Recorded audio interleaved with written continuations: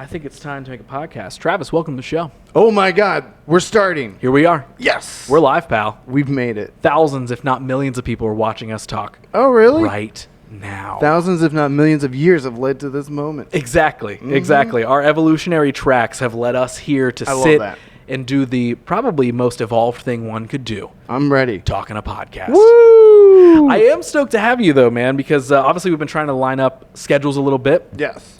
You are in and out of the state rather often, so I'm glad that we made the time to sit down. And I'm excited to actually get to know you because we met at the Not a Film Fest that myself and video crew put on a few months back. Ton of fun. Yeah, thank you. Had a great time. I'm glad. I was so stoked that you, even again, I've heard of your name around the comedy scene and all that sort of stuff here in Columbus. Uh-oh. Yeah. Hey, good things. Good things. God. We'll wrap it up there then, please. And that's the show. Right. So I had heard your name and everything, and so I was so interested when you submitted something, and I was like, oh, and then we watched it, and I was like, this is, not to play a bias because I'm sitting down with you on the podcast, but I was like, this is one of the cooler pieces that was submitted to that festival because great. It did just feel so different. And I know we'll jump into American Mayor and all that sort of stuff. Got the visual. Yes, we got the visual. Hopefully it's in frame. Maybe hold it up there for a second and then bring it back there. down. But we met under that context. Didn't get to chat too much, but, enough. It was busy. Yes. It was good networking. It was fun to meet everybody. It really was. Yeah, I'm stoked that you guys had a good time. And in general, that event exceeded my expectations. It was very, very cool to bring people together. But that's how you and I met. And so, again, hearing about you before, seeing American Mayor at the fest and all this sort of stuff, I definitely was like, okay, yes, let's sit down. Let's make this happen. Let's actually get to know each other. And so with that, I feel like there's probably a million different ways that we can go to dive into your story. Yeah. But I kind of want to start at base level. Are you originally from Columbus? Did you grow up here in Columbus? Oh, yeah. Very much. Okay. Very much. I actually even wore my Bexley shirt. It is, yes. I was even explaining on prior Columbus comedy podcasts that I've done that my parents met in Bexley. They got married by the Mayor of Bexley at Bexley City Hall. And then I was born outside Bexley. There's no hospitals there, but very much raised in Bexley. Okay. Kindergarten all the way till senior year. And then was one of 26 valedictorians at Bexley High School, class of 2002. Man, you said you were smart earlier. Now I'm believing it. Well, that's what's crazy. I don't know if I ever was. We were at a weighted grading scale where if you got an A-, it counted as an A+. And then they had this other thing where if you got a 4.0 or above, you were automatically valedictorian. Okay. So they were definitely smarter people than I. I think Timothy Balls, despite the unfortunate last name, had a 5.0. I think he was the actual, the valedictorian, but I think we all qualified, so. But which one of you is sitting here on the What You Don't Hear podcast, That's what I'm saying. You win Eat some, it, you lose Timothy some. Balls. Exactly. He's actually very successful. That's it. Well, it's, if you want to be on the show, right. I'm sitting here and waiting. You got to have a 4.0 or above. To be on this show. Yeah. Not to host it, though. We're not. Okay. The bar's not very high to host We it. won't dive into your high school education. No. Very average student over here. That's okay. So you grew up in Bexley. Yeah. Walk me through, take me back. What's growing up like? Is it centered around, and again, this is also probably a multi-part question because I know you from comedy, but you've also dabbled in the filmmaking world. So the two-part question, what's growing up like? Does it involve some of the things that you do today, whether it be comedy or filmmaking, any sort of creative venture or political venture? I don't know. And then the second part to that is kind of lay it out for me, what all are you involved in? Woo. All right, yeah. I think from the very beginning, and I do remember writing this in some college essays and things like that, it was always 5 things. It was comedy, journalism, politics, movies, and then traveling because my name is Travis. My parents, God bless them, 1980s hippies, named me Travis because they wanted me to travel. Really? Yes. Okay. Because the name kind of came out of nowhere in the 80s, right? The name Travis is popular in Texas because there was an Alamo folk hero, Colonel William Travis, who died at the Alamo along with Davy Crockett and everything. Okay. So all the other Travises, that I would research growing up, where did this name come from? Is country singers like Travis Tritt, Randy Travis, and it was just there. I was one of few Travises until around the 90s. and then more Travises started to emerge. Yeah, Travis Pastrana, big one. Yes, and then and then I learned about other Travises in movies. Taxi Driver, his name Travis. Travis Taxi. Yep. And then the bad guy in Under Siege 2, which is going to be a theme that comes back later in this podcast. Okay. Played by Eric Bogosian. That bad guy's name is Travis Dane. So lo and behold, as I grew up, I started to feel more comfortable having the name Travis. Yeah. And I eventually did love to travel. And it was unusually enough those 4 other things, comedy, journalism, politics, and movies, that allowed me to travel. And I've found that liking those things as a young kid and then taking those to high school and then taking those to college, where I went to Ohio University. Okay. One of the only schools in Ohio that's actually like for communications and really good at it. I wanted to go out of Ohio for college so bad. That was like a real, like, I was so bummed that I could only afford to go in state, and Ohio University was the only communications school for TV, radio, movies, video, whatever it may be. And I was bummed to go there, but in hindsight, Athens, Ohio was the perfect place for me after high school. Yeah. Valedictorian of Bexley, going down there to Athens. That first semester was brutal. I wanted to be a weatherman. I realized in hindsight as well, I only wanted to be a weatherman because David Letterman had been a weatherman in Indianapolis, Indiana. And then he got fired for congratulating a tropical storm for being upgraded to a hurricane. And so he said, screw it. And he went to LA and became a comedian. Yeah. Okay. And so there was a part of me that I realize now, again, in hindsight, is I just want to be a weatherman because David Letterman was a weatherman. I hated Ohio University for my first semester until I found the comedy troupe. And the comedy troupe, at the time called Comedy for the Masses, allowed me to find my fellow weirdos, my fellow dorks, theater people, musical people, artistic people, actors. And finally, I felt more comfortable at Ohio University and started to get to dive into all the things that I liked. The comedy, the journalism, which they have at OU, obviously, videos, movies, and then also got into a little politics down there, too. So what's like one of the first one of those things that pops up for you? Like, what's the first like major interest for you would say? You mean like going back to being a kid? Yeah. Like, what's the first thing that piques your interest? Do you remember? I think it was all of it still. Okay. Like, that's what's so weird about it is like, and I found, and we'll get to that later with career-wise, like, there's always one of those that emerges more than the others when it's needed. When comedy steps back, maybe a movie comes forward. So growing up, it really was just that interest, right? That piques my curiosity, right? I remember comedy. The very earliest comedy was cartoons, obviously. Looney Tunes, Tiny Toons, Animaniacs, Simpsons when I was allowed, and The Critic, which is kind of a cult hit. Yeah, it was John Lovitz did. It was, I think, not even that many seasons, but it was so fun and stupid. I loved those dumb cartoons. And then my dad started bringing home VHS tapes from the Bexley Library of Abbott and Costello, Three Stooges, Jack Benny, I Love Lucy. They started learning from these old school black and white comedies on VHS. And I was like, this is funny, and then going to like elementary school, I'm like, what do you mean you guys don't know who was on first, right? So my sense of comedy was very goofball, even like slapstick. Muppets, obviously, Sesame Street. I mean, Jim Henson and Frank Oz, probably as good as Abbott and Costello in terms of a comedy team in my book. So that's what piques comedy. Politics, I'm told the story is 5 years old, 1988 conventions, the political conventions are on TV. I don't know what's happening, but I am fascinated. I can't stop looking at the TV. And my dad let me stay up to watch the full conventions as a 5-year-old, and I had no concept. And then when the 1992 presidential election came around, I was more conscious of what's happening. I would watch the debates. You had Bill Clinton, George H.W. Bush, and then you had a third guy, Ross Perot, who was very funny in the debates. And so I liked that guy. I liked Ross Perot. And I remember being one of the only students to vote for Ross Perot in the third grade mock presidential election. Amazing. And just looking around, like, they're like, one vote for Ross Perot. I'm like, really? Nobody else? I knew I was the one. So that theme, in terms of politics, comes back later too, because even then I was like, why is there only 2 choices? It's weird. And that would eventually come back later too. So politics, comedy piqued my interest. Movies, obviously, you love movies when you're a kid.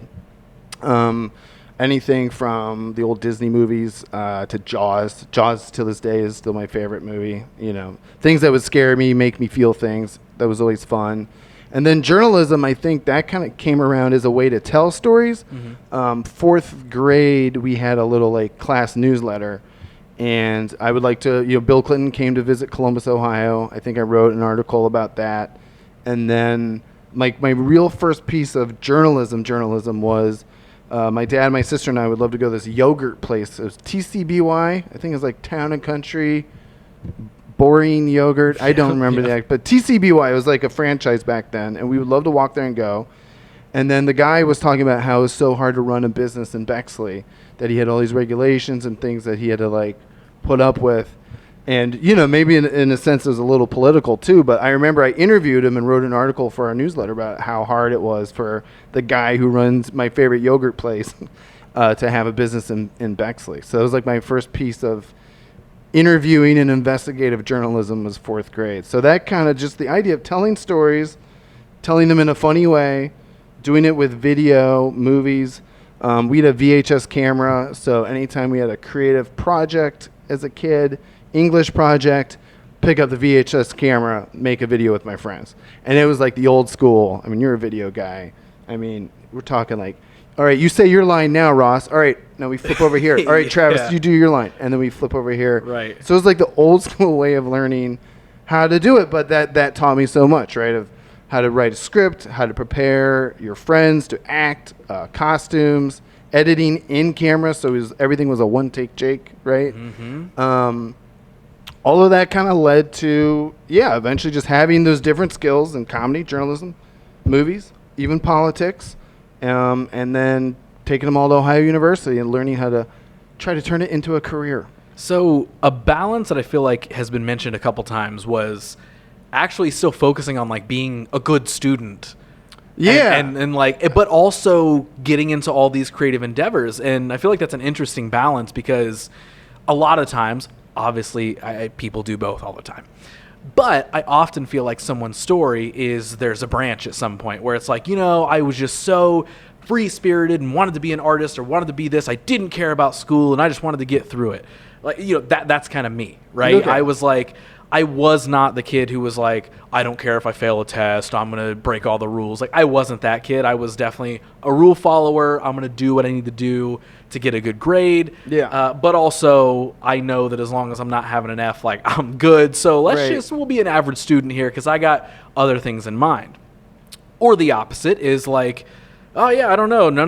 Didn't really think about creative or anything like that. I was just all in on school. So, like, did you like carry that kind of what I would maybe call like a harmony between kind of extracurriculars that you could tell were hobbies and passions while balancing being a student, especially as you get into high school and stuff, because that's when things really kick in of like, I'm extra only interested in this over here. Yeah. I want to be out of school so bad. Did you maintain that like growing up? I'd say there was a harmony, and my parents, I think, played a big part in that. My mom was a self-employed calligrapher, so ran her own small business. And my dad, although he was an IT and software engineer guy to pay the bills, and take care of the family, is a singer-songwriter. So wow, every night we're talking, and even on weekends, I remember I would go and I would play my little drum with him. I would be his percussion at like a coffee shop show or something like that. So I guess I was raised to kind of, you can do both, right? You can have the artistic passions. And even now, I'm a self-employed, all the things I just mentioned. Yep. I don't know how you lump that. On my taxes, I put comedian, video producer, journalist, and then, you can only have so many hyphens in TurboTax. Yeah. So I just whatever. I label all mine as creative director. That's my, because I'm like, that's probably, I should just start doing that. I do about 57 different things, all in different industries. And I'm like, creative direction. That's a term I heard. I'll label myself as that. That sounds way better. I guess it depends on what the 1099s say as well. Yeah. Sometimes it switches every year. Sometimes I'm a political communications guy, you know? Yeah. So I'll just say media entrepreneur. There you go. That sounds cooler. That does sound pretty cool. But I think there was always a sense that I could make it work if I Yeah, if I worked hard, but I do also think that was a part of it too. Is how cool would it be to have you actually like your job, right? I think I hear that from other creatives and stuff, where their one goal upon growing up was to not hate their job, Yep. And I've had jobs that wasn't, wasn't this, but I didn't hate it. Along the years working in video, sometimes corporate video, it's like it's still creative-ish. Yeah. But, it is more fun eventually to get to that point where it's like, all right, cool. Here's some comedy income coming in. Here's some video income coming in, and kind of pick and choose your projects. And sometimes your projects pick and choose you as well. Mm-hmm. So now, I know you mentioned college earlier. What did you say you went to college for? technically I went there to become a weatherman. Yeah. Okay. So, and then meteorology class was at 10 a.m. after an 8 a.m. English class. And that thing put me right to sleep. Mm-hmm. And for the first time after being a valedictorian at Bexley, I started to get B's. And it was like, whoa, all right, I got to revamp everything here. Mm-hmm. And then I also remember going to the college TV and radio station and just being like actually like intimidated. Like it was a lot of bustling around. Like now I feel like going to a newsroom and it's like, oh, cool. You know, I like the hustle bustle. But I remember at that time, that first semester at OU in Athens, it just was too intimidating. Meteorology class, falling asleep. And I was really, I don't want to say depressed, but just like not having a great time until I literally read there was a comedy troupe and they were having a show and me and my buddy went. And I had already been like kind of like the funny guy on the floor. Like I would do a lot of impressions of the other guys who live on the floor, which is like, you know, in a way you're doing comedy for your friends. Right. And so we went to the comedy show at the very end of that first semester, my freshman year. And he was like, dude, you could totally do that. And then I literally went back after the holiday break and joined, and I was hooked. I found my people. How do you... If you remember, how did that feel to like have that click maybe in one of those first things? Like obviously we've had a ton of like hobbies and endeavors and passions up to this point in life, you know, back in the timeline. But like, do you remember how that felt to like really have that click of like, oh, these are my people. We're all goofy actors. We all love doing these fun things. And I'm now getting to actually perform this, you know, one of the things that I really love. Yes. I remember the exact moment. Because it didn't come right away, right? They'd have writers' meetings. They gave me a nickname right away. They're like, you're T, you know. I'm like, my name's Travis. They're like, you're T. And, you know, you did have a balance of clearly like very nerdy actor, theatrical people, and then people who are like video people and did have like a more of my sense of comedy. Mm-hmm. But I liked the balance, right? It was like a fun balance of people. And I remember we did a group trip to New York City. That was like my first intro to everything. It was very cold. We were staying in a hostel. The other guy who eventually quit the group took my blanket. So he had 2 blankets on his bed. I had like no blanket. We ended up, we were supposed to have a gig. Somebody booked us a gig at Gotham Comedy Club, but it was just an open mic basically. It was a bringer show.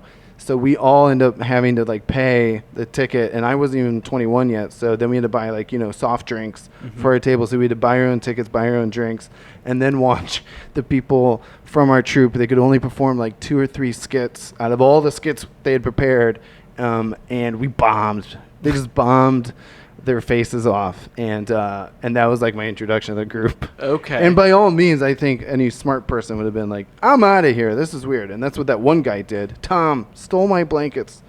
But he's not going to be on the show either. Well, I don't even know where Tom is anymore. Probably stealing blankets somewhere. I hope so. So I stuck around, and the moment that I knew I was in, I had written 2 skits for the Siblings Weekend show. And they had cast me in one as like a jock type character.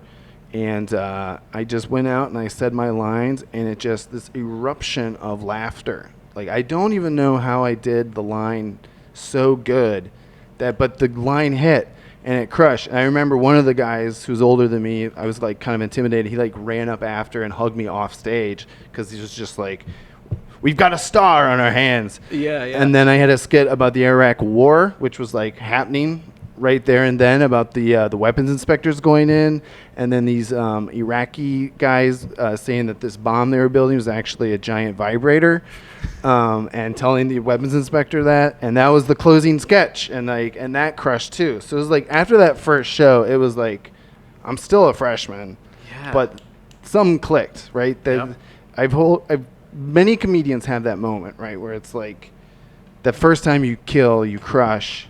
It's addicting. Mm-hmm. And then you keep trying to chase that dragon. Yep. So what happens after that? Is it like comedy now becomes the most prominent thing? Does it move to number one, or is there still like this, okay, I'm finding out I can do comedy. I'm getting a taste of the live laughs, and I love that. We're going to keep that around. But I still want to pursue more in journalism or whatever that may be. I guess kind of lay that out. Like, what's the next trajectory from there? Yeah, I think in terms of just like artistic happiness, it was important to find that comedy troupe. But then, in terms of studies, I was on the video production track in the communications school. Again, not quite radio TV, but then there were like little student TV shows you could work on. So that was fun for me, and you did get school credit for doing those things. And so my education was like shooting videos, editing videos, and learning all that really for the first time, because Bexley didn't have like even a high school version of a video program. My education was literally me making VHS videos with my friends. Mm-hmm. So to start to learn that non-linear editing system in Final Cut Pro, to like, you can shoot this video, and it doesn't need to be in order, and you edit them together. All that was very interesting to me. So I actually enjoyed, back to the nerdy student part, I actually enjoyed the actual learning part mm-hmm. of all this at college, while also then combining it with the fun part of the comedy. And then, I would mix and match. I'd put my comedy friends into my videos for school, make those videos funny, and then bring that video work that I was learning how to do to the comedy shows. And then it wasn't just live performance anymore. Then we started having more videos that were part of our shows and things like that. So it's one of those things where everything kind of complemented each other. Yep. And even then, like talking about the politics, like one of my first skits I wrote was political. It was about political news, and it was political comedy. And so it kept kind of mixing those things. And then journalism, I think, kind of came back. I was working with a couple of the student shows. They were like news-ish shows. Like there was a sports show, not quite news, but we were reporting on OU sports or whatever. Mm-hmm. And then for me, probably I want to say junior year, journalism came back in a big way, because I studied abroad in London and went over there, and I got an internship with NBC News Bureau. This must have been 2005. George W. Bush had just won re-election, and I'm sitting there. I'm the intern, and I'm supposed to log all the footage that's coming in, news feeds coming in. Right, Pope's dying. Okay, there's I was supposed to watch the footage and type just basically. AI can do this now, obviously, but I was just typing what I was seeing, mm-hmm. and news footage came in that journalist Hunter S. Thompson had shot himself in Colorado, February 2005, and I was like, wait a minute, Hunter S. Thompson, I know this name. I recognize it from books, like. On my friends' shelves, right? My cool friends have that guy's books. And so there I am at NBC News Bureau in London, typing out what I'm seeing of Hunter S. Thompson, smoking and doing somersaults on a lawn or whatever footage was coming through. And then I think that kind of fired up the journalism brain again. That I like politics, but journalism is how you report on politics. And I like comedy, and you can keep mixing all the things. Mm-hmm. And even then, I was at NBC News Bureau in London. We're doing video.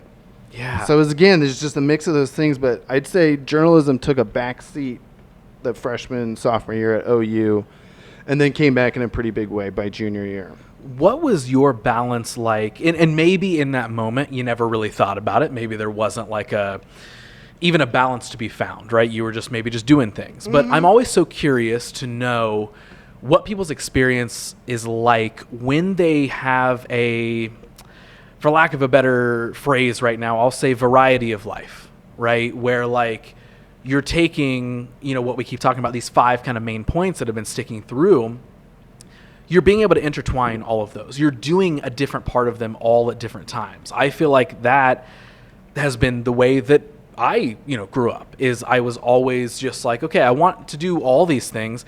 I'm not interested in picking just one and sticking with that, which is, I think, often the normal track that I think a lot of us are kind of framed to follow, right? It's like you pick a thing, get a job, get a degree, go get a job in that thing, and then you do that thing forever, right? And then maybe if you're lucky, you'll get to have some fun on a weekend every once in a while. Right. But like, I'm always so interested to know if there were any, even maybe ups and downs or parts of maybe points of doubt of like, oh man, am I juggling all of these things too much? Or was it always just like, all of it fulfilled me at different points in time? You said it earlier that like some came and went at the right time, seemingly.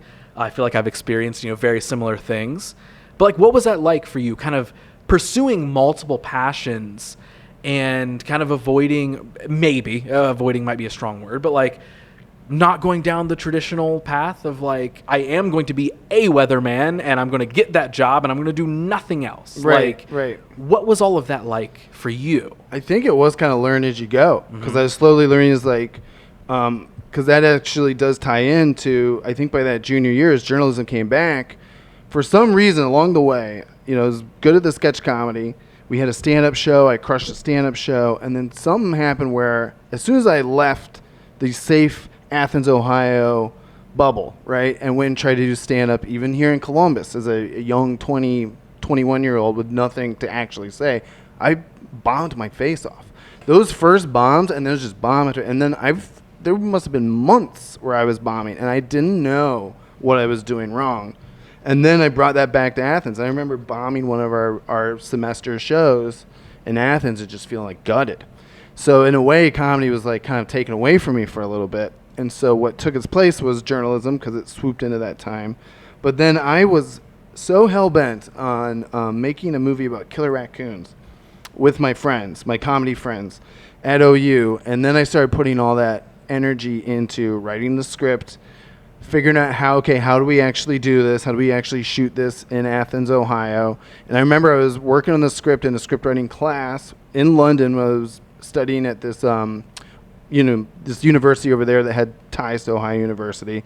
So I was doing the London Bureau internship while taking a script writing class, writing a killer raccoon movie, knowing and hoping that I would come back to Athens more knowledgeable and fired up to do this thing. And we did, I'm happy to say, in between my junior and senior year, we did shoot the Killer Raccoons movie with all of it was a hodgepodge of the different comedy people in my life, from Bexley, from Athens, we had so many comedy troupes in Athens for some reason. So I tried to unite everyone by being in this one movie. And then that was a worthy project, because once I got through that and getting that done, we actually finished it, right? And then there's this cult distributor called Trauma Entertainment. Yeah. They did Toxic Avenger. They distributed Trey Parker and Matt Stone's first movie, Cannibal the Musical. So I remember then senior year, I had an internship with the Today Show, because Matt Lauer, now disgraced Matt Lauer, was an OU alum, and he kept a space every semester for an Ohio University student. And because I had my NBC News Bureau experience already, I applied. I was told I was a shoo-in. I go to New York with a DVD of my Killer Raccoon movie. I walk up to Trauma's offices, and I say, I want you guys to distribute my movie. And I left and went to the Today Show internship, where I met Matt Lauer. And he was very nice to me, obviously, not so nice to other people. But that New York experience, my senior year, like tucked in to my senior year, was this internship for 12 weeks in New York City. And taking the movie, delivering it, going to this big journalism, Rockefeller Center. We're talking 30 Rock. Me walking in there with a little badge and everything. All of that went so right that I finally got the courage to be like, I'm going to go do an open mic here in New York. And then I fucking crushed again. I didn't mean to swear. That's my first swear of the whole episode. Nope, totally fine. But felt so cool. It was just like, all right, you conquered those two things. And again, like we're talking about, this balance between everything. I'm doing the journalism. I finished a movie. It's like, let's go check in on a comedy. Let's see if we can try and give that another whirl. What was it that you feel like allowed you to, I don't know, almost kind of continue to go with the flow of all of those things? Of like, obviously, like you said, you had a series of bombs that sort of maybe lessened the confidence in comedy, but it never made it go away. Right. Of the pursuit, right? But I think so many times, anyone pursuing a thing, there's always a moment of lack of confidence of like, I don't know how to even take the next step. What am I supposed to do? This one thing didn't work, so I have no idea, let alone doing the pursuit of multiple things, multiple passions, all that sort of stuff. So I'm so curious, like, and maybe we're jumping ahead here a little bit, but like, was there ever... Timeline still works. Yeah. Was there ever any, like, maybe even deep internal or external pressure at any point in time to, like we were talking about, like, pick that one singular lane? Like, was there ever a point in time for you where you were like, I love doing all this stuff, but I really need to get this one solidified, and then maybe we'll see if we can do the other ones? Or did you just kind of have that, I know we keep using the word balance so much, but like, did you just kind of have that like free flow kind of mentality with it all of like, no, like, I'm going to keep pursuing all of these things? Like, and yes, I'm asking this because we're recording a podcast, but I'm also so curious, even personally, because I feel like that's a lot how I operate. Like, that's why I do so many things that they all tie together in one way or another, how you've mentioned, but some of them on the surface can look vastly different. Right. But I always know, like, I'm the core piece that ties them all together. So I always have this, even if something's not working, this odd internal confidence that I'm like, no, I'm going to do it. I'm going to figure it out. I'm going to start this new thing. I'm going to go over here. I'm going to pursue that. Yeah. So what did that look like for you? Was there ever any of those moments where you were like, am I taking on too much right now? Like, what's happening? Yeah. Oh, definitely. Definitely later on. I think maybe to wrap up that timeline of college was that senior year. I kind of almost conquered all those things, but I wasn't very conscious of it, to be honest. This is in hindsight. I realize now it's like, oh, I had those 4 things, and then also traveling. By the way, was still. I mean, London was, you got to go there. Right. New York City, you got to go there. But there I was, senior year, having finished a movie that got a distribution deal through Troma, having served 2 NBC internships in different cities, finally getting my comedy marbles back. 2005, I think I started to load up on Nazi Pope jokes, because that's when we had Nazi Pope. So I was feeling pretty good. I had at least 3 minutes of Nazi Pope jokes, and in college, that you're crushing it at that point. And then politics, especially like what? So I graduated OU. This is the year of our Lord 2006. And you may remember Bush Cheney had screwed things up so bad. And I was very anti-war, whether it's a comedy skit or literally protesting. We did our fair share of protesting in Athens and New York and in London against the Iraq War. And then it was fun to like do more political comedy again. But in 2006, things were starting to swing back, right? The Democrats were, there was a young politician named Barack Obama who was on everyone's radar. So like 2006 almost felt like, we'd been through the winter, and now we were emerging to the spring, like very literal, especially Athens, where the winters are brutal and the springs are beautiful. I just remember that spring 2006, like going into graduation thinking, all right, movies, check. Politics, we're on it. Comedy's back. Journalism, conquered that.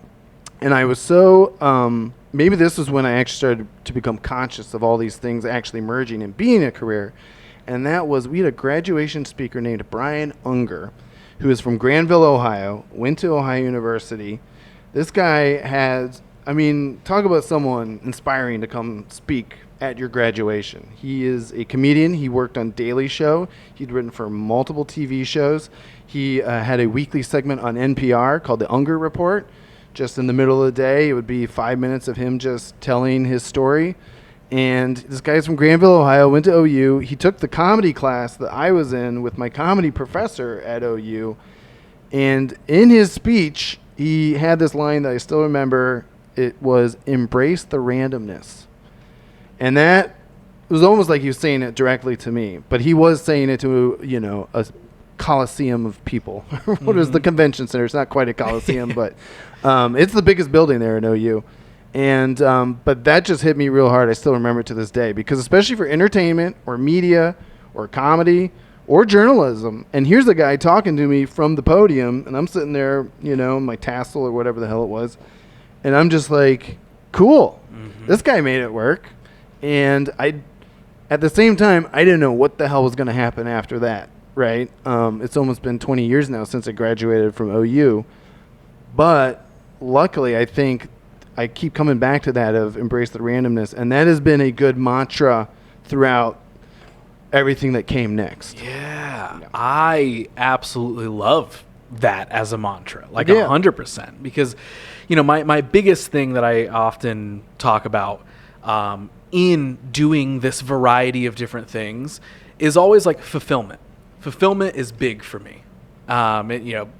It's something that I share, again, often whenever stuff like this gets brought up, is like, if something sounds like it would bring me joy or it would be fun to try or a fun experience or whatever, I'm going to say yes. Yeah. I'm going to be like, okay, how can I figure that out? If it's genuinely interesting to me. Sure. If there's something that I have no interest in, no, I'm not going to add that to my list just for the sake of trying it. But anything else like that, embracing the randomness of, I'm not going to be on a one-track mindset. I'm not going to have a career that is just based in one particular thing. It's like, no, there's the constant variety.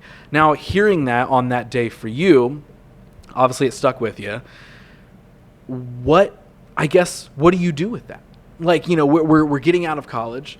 Then it becomes time to really enter the quote-unquote real world. Yeah. And does that kind of drive an ambition, especially being reinforced by, a really cool speech with a really cool slogan in the middle of it? Like, does that sort of help you feed momentum and ambition to continue pursuing all of these things? Or, which I'm guessing yes. Or was there kind of this like, okay, I'm leaving college and I've got these things that I can maybe pursue, but I don't know which one, so I'm just going to get a job and chill for a little bit? Like, what comes after? Oh, the most randomness ever. Love it. Yeah, I think I'll try to keep it succinct as possible, but I took a job in the Bahamas. My comedy friends had moved to Chicago, so that was immediately like, we're all going to go to Chicago, we're all going to do comedy, we're going to, and we're just going to do that. Whatever happens, happens. I wasn't ready. It was fun to go visit Chicago, but I just wasn't ready to do the big city thing. And so I had this opportunity with a nonprofit that's actually based out of Columbus, Ohio, that I grew up next to the offices growing up in Bexley. International Field Studies. They have a field station in the Bahamas, and I actually took the week-long class at OU. So tucked in with all the other stuff was a quick travel thing where you go down the Bahamas and you learn about marine biology and you get school credit for it. And you got to pay for the trip and everything. But because I had grown up next to this office, I had been to this island before as a kid. And then they also had a program at Bexley High School that everyone did. So to see this program pop up again randomly at OU and me sign up for it and me go, and then I go see all these Bahamians who I remember when I was a kid. And then I actually had another Bexley friend who was an intern. I was like, you know what? Post-college, maybe take a year, like a gap year, right, to just go do that and go work in the Bahamas and make it work for me. So what I offered them was, I got my little video camera, I can make some videos about what we do here, and then of course as soon as I got there, I was very inspired by making like a murder mystery down there, because I ordered my first movie, Killer Raccoons. It's now at Trauma, so clearly I should make another movie at some point. So that's what I did. I went down to the Bahamas. I grew white guy dreadlocks. Your hair looks much nicer than what I had, but mine was that long. Okay. The only visual I have I'll get to here in a second. But and I made the videos and I started writing the script, and there was no comedy though. I knew this wasn't going to be a long-term thing. This was like literally a gap year is how I saw it. Go and do it for a year, and finished the script, felt very good about it. It was very fun to be in the Bahamas. I mean, it's amazing. You could just go live there forever if you wanted to. But I knew I was missing some pieces of my trajectory. And so I remember I went to the Bahamas Film Festival down there. Just try to stay involved with film in whatever way. And the real piece of meat happened here when Trauma was selling the Raccoon movie at Cannes Film Festival. So we're talking 2007 at this point. White dreadlock Travis goes with a whatever cheap suit I had to the Cannes Film Festival to walk around with the Trauma people as they're trying to sell my Raccoon movie in the marketplace. And I have this script for a murder mystery in the Bahamas. And we actually met people who were like interested. And then at some point, one of the main guys we were talking to, he was like, the script's just not there.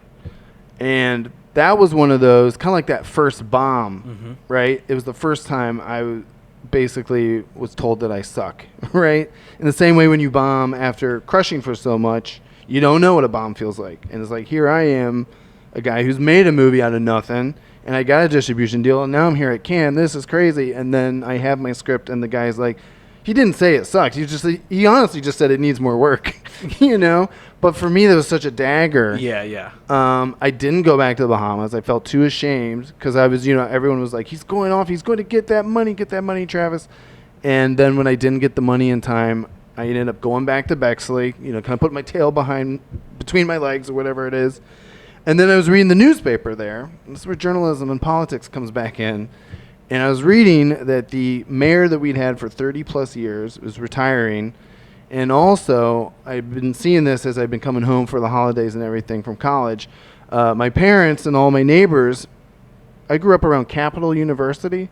And for whatever reason, in 2007, Capital University was expanding rapidly, buying up homes around Bexley, knocking them down and building up dorms and offices and things like that. And they had a thing called a master plan, which is a terrible name for anything in Bexley, where you could show us like, and I remember my parents were like, here's where our house is now, and here's what they're going to build. There's dorms and baseball fields and all this. Capital had this huge, crazy plan to just wipe out the whole southwest corner of Bexley and turn it into a campus. So I was like, well, that's messed up. And I had some comedy friends from OU who didn't go to Chicago. Chicago was a bridge too far for them as well, so they were in Columbus. So I had some comedy friends in Columbus. I failed at the Bahamas. I failed to raise money for a movie that probably was impossible to begin with. And it just kind of hit me. It was just like, well, what if I ran for mayor of Bexley, because that guy's retiring and it's an open office, and I run solely on the idea of speaking up for my neighbors and saving this part of the city. Because the city seemed pretty hell-bent on allowing capital to just do whatever they want.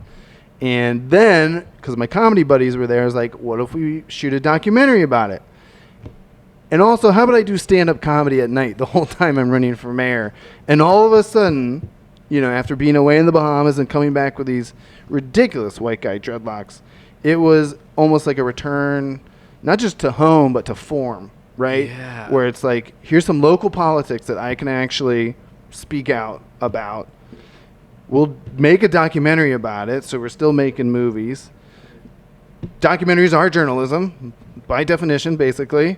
And then also at night, I'll do the stand-up, and we'll have fun with it. And we'll make the documentary entertaining. And then that kind of launched the next chapter after this random Bahamas diversion. Now I'm back home, living with my parents, running for mayor of Bexley. This is wild. Yeah. Okay, so before we get into American Mayor chapter. Yeah. I want to dig into the feeling of failure a little bit. Because, you mentioned you go down, which again, hearing it from the outside, I'm like, all of that just sounds super cool, right? Yeah. But for you, like, what did that failure at that time really feel like? Because it kind of sounds like, and I don't know, maybe fill me in on the gap of time of like how long it was, but like, I mean, it sounds like, okay, I tried this thing in the Bahamas, got some cool experiences, was told no, that was a gut punch. I came home, tail between the legs sort of feeling. What does that failure really sound like or really feel like? Because what it sounds to me is like, oh, you went to the Bahamas, you came back, you were bummed, but then you found the next thing to go do. Like, right. Was there a time period there where like you really, really felt that failure? Or was it more so like, were you conscious enough of, something I think a lot of us learn over time is like, oh, failures mean we get to learn something and we get to move, and this is actually a growth point. And you don't learn that for a while. Yeah. Was any of that a conscious thought at that point in time, or were you just still looking to kind of quote unquote embrace the randomness, and you found this next opportunity and you said, you know what, failed at this, but I'm not going to let that anchor me down. Let's go. It definitely took a bit to just sit in the suck. Okay. A bit. Okay. And then the main thing that hurt about it, I remember, was my comedy friends. In the same way my comedy friends started seeing me bomb, when I was bombing elsewhere in comedy during college and then bringing that bomb back to Athens, Like that hurt. Like that's it. Your heart sinks a little bit, and then you just gotta wallow in it. But then it's also like my friends saw it, you know. So and they're my friends, so they they want to help me get out of it. But they all saw it, and they're not gonna sugarcoat it. And they're just like, what the hell happened up there, you know? Mm-hmm. And it was that same feeling with the movie, except even bigger, because I'm like emailing everyone like, we're not going to the Bahamas. Like I was literally hyping it up, like we're making this thing, it's happening. That's how confident I felt. And I do think like going back to the roots a little bit, when you're again getting good grades and valedictorian and stuff, you don't have as many failures. Like most of my failures were in sports. Honestly, I was just very bad at sports. But again, even then, back in high school, I would embrace that, and I wrote like a funny column for the newspaper about how I'm so bad at football.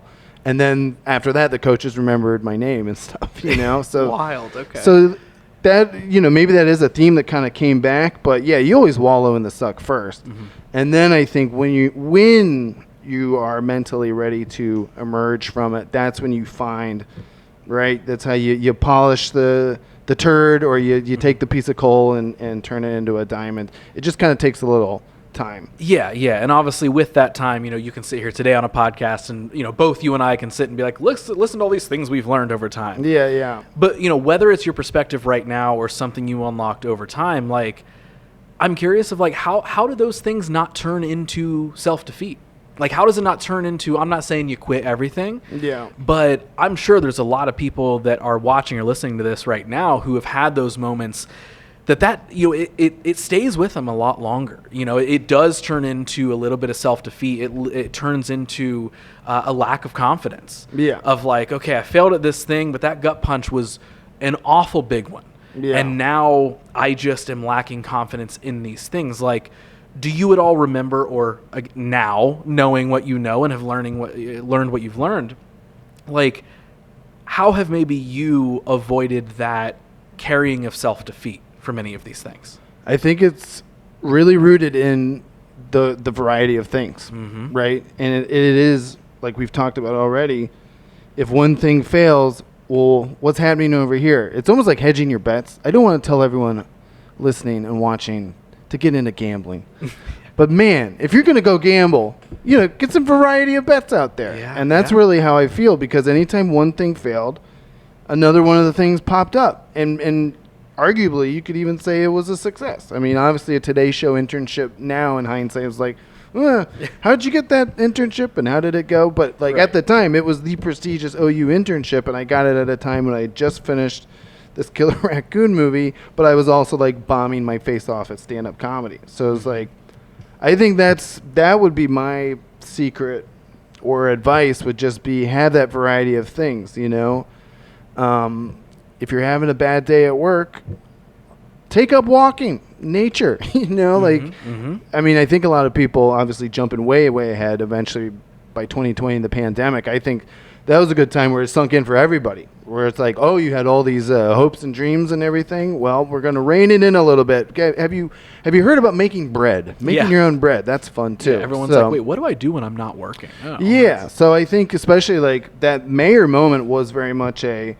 like we were saying, the gut punch and the wallow in the suck. You got to do that. But then for me, it wasn't just looking for anything random, like embrace the randomness, but I didn't want to go too random. I still want to keep it contained to the things I like. Yep. And the things I want to do. And so that's where it's literally somehow this worked out, where running for mayor, making a documentary about it, doing stand-up at night, it kind of brought back those core elements that I always liked anyway. Yeah. And before we jump into that, I just want to say, like, I feel like you are preaching to the choir with that answer, because again, the variety of things that I try to do, I feel the exact same way. Whenever I'm like, it doesn't mean that I'm not bummed and one thing's not working, but being able to fill that figurative cup in another way from another avenue, it does lessen the blow a little bit, where it's like, it's not that I'm avoiding it or not learning something from that failure. It's like, okay, right now this one's not working, but how amazing is it that I have these 4 other things that I can look at right over here, which is the next one I want to put some energy into. And I do think that there is a ton of value in anyone being able to build any sort of variety of life in that way of, have a handful of things that can either go well or go wrong. Yeah. And embrace all of those different, balances and ups and downs those are going to have. Because, it doesn't mean we're all in, and they're not saying there's anything wrong with being all in on one thing. That's great. Some people love not having a plan B. That's awesome. But I also think, in a way, your plan A is, I just want to try and be successful at all of these things and have fun doing them, and that's the plan A. Yeah. And so, yes, I just want to kind of reinforce that of, like, everything you just said there of, like, hey, if one thing didn't work, yes, it sucked. Yes, I was bummed about it. But at least I got to put my energy into building momentum in these other things. And I think there's a ton of value in that. So let's jump into trying to be a mayor. Woo! You come back home. You realize, the mayor for, 30-some years? Yeah, 32 years, 8 terms. Yeah. So, and Bexley, Capital, all this sort of weird stuff is happening. You've laid it out of, like, you grew up with, a 4-year-old, 5-year-old interest in politics and all that sort of stuff.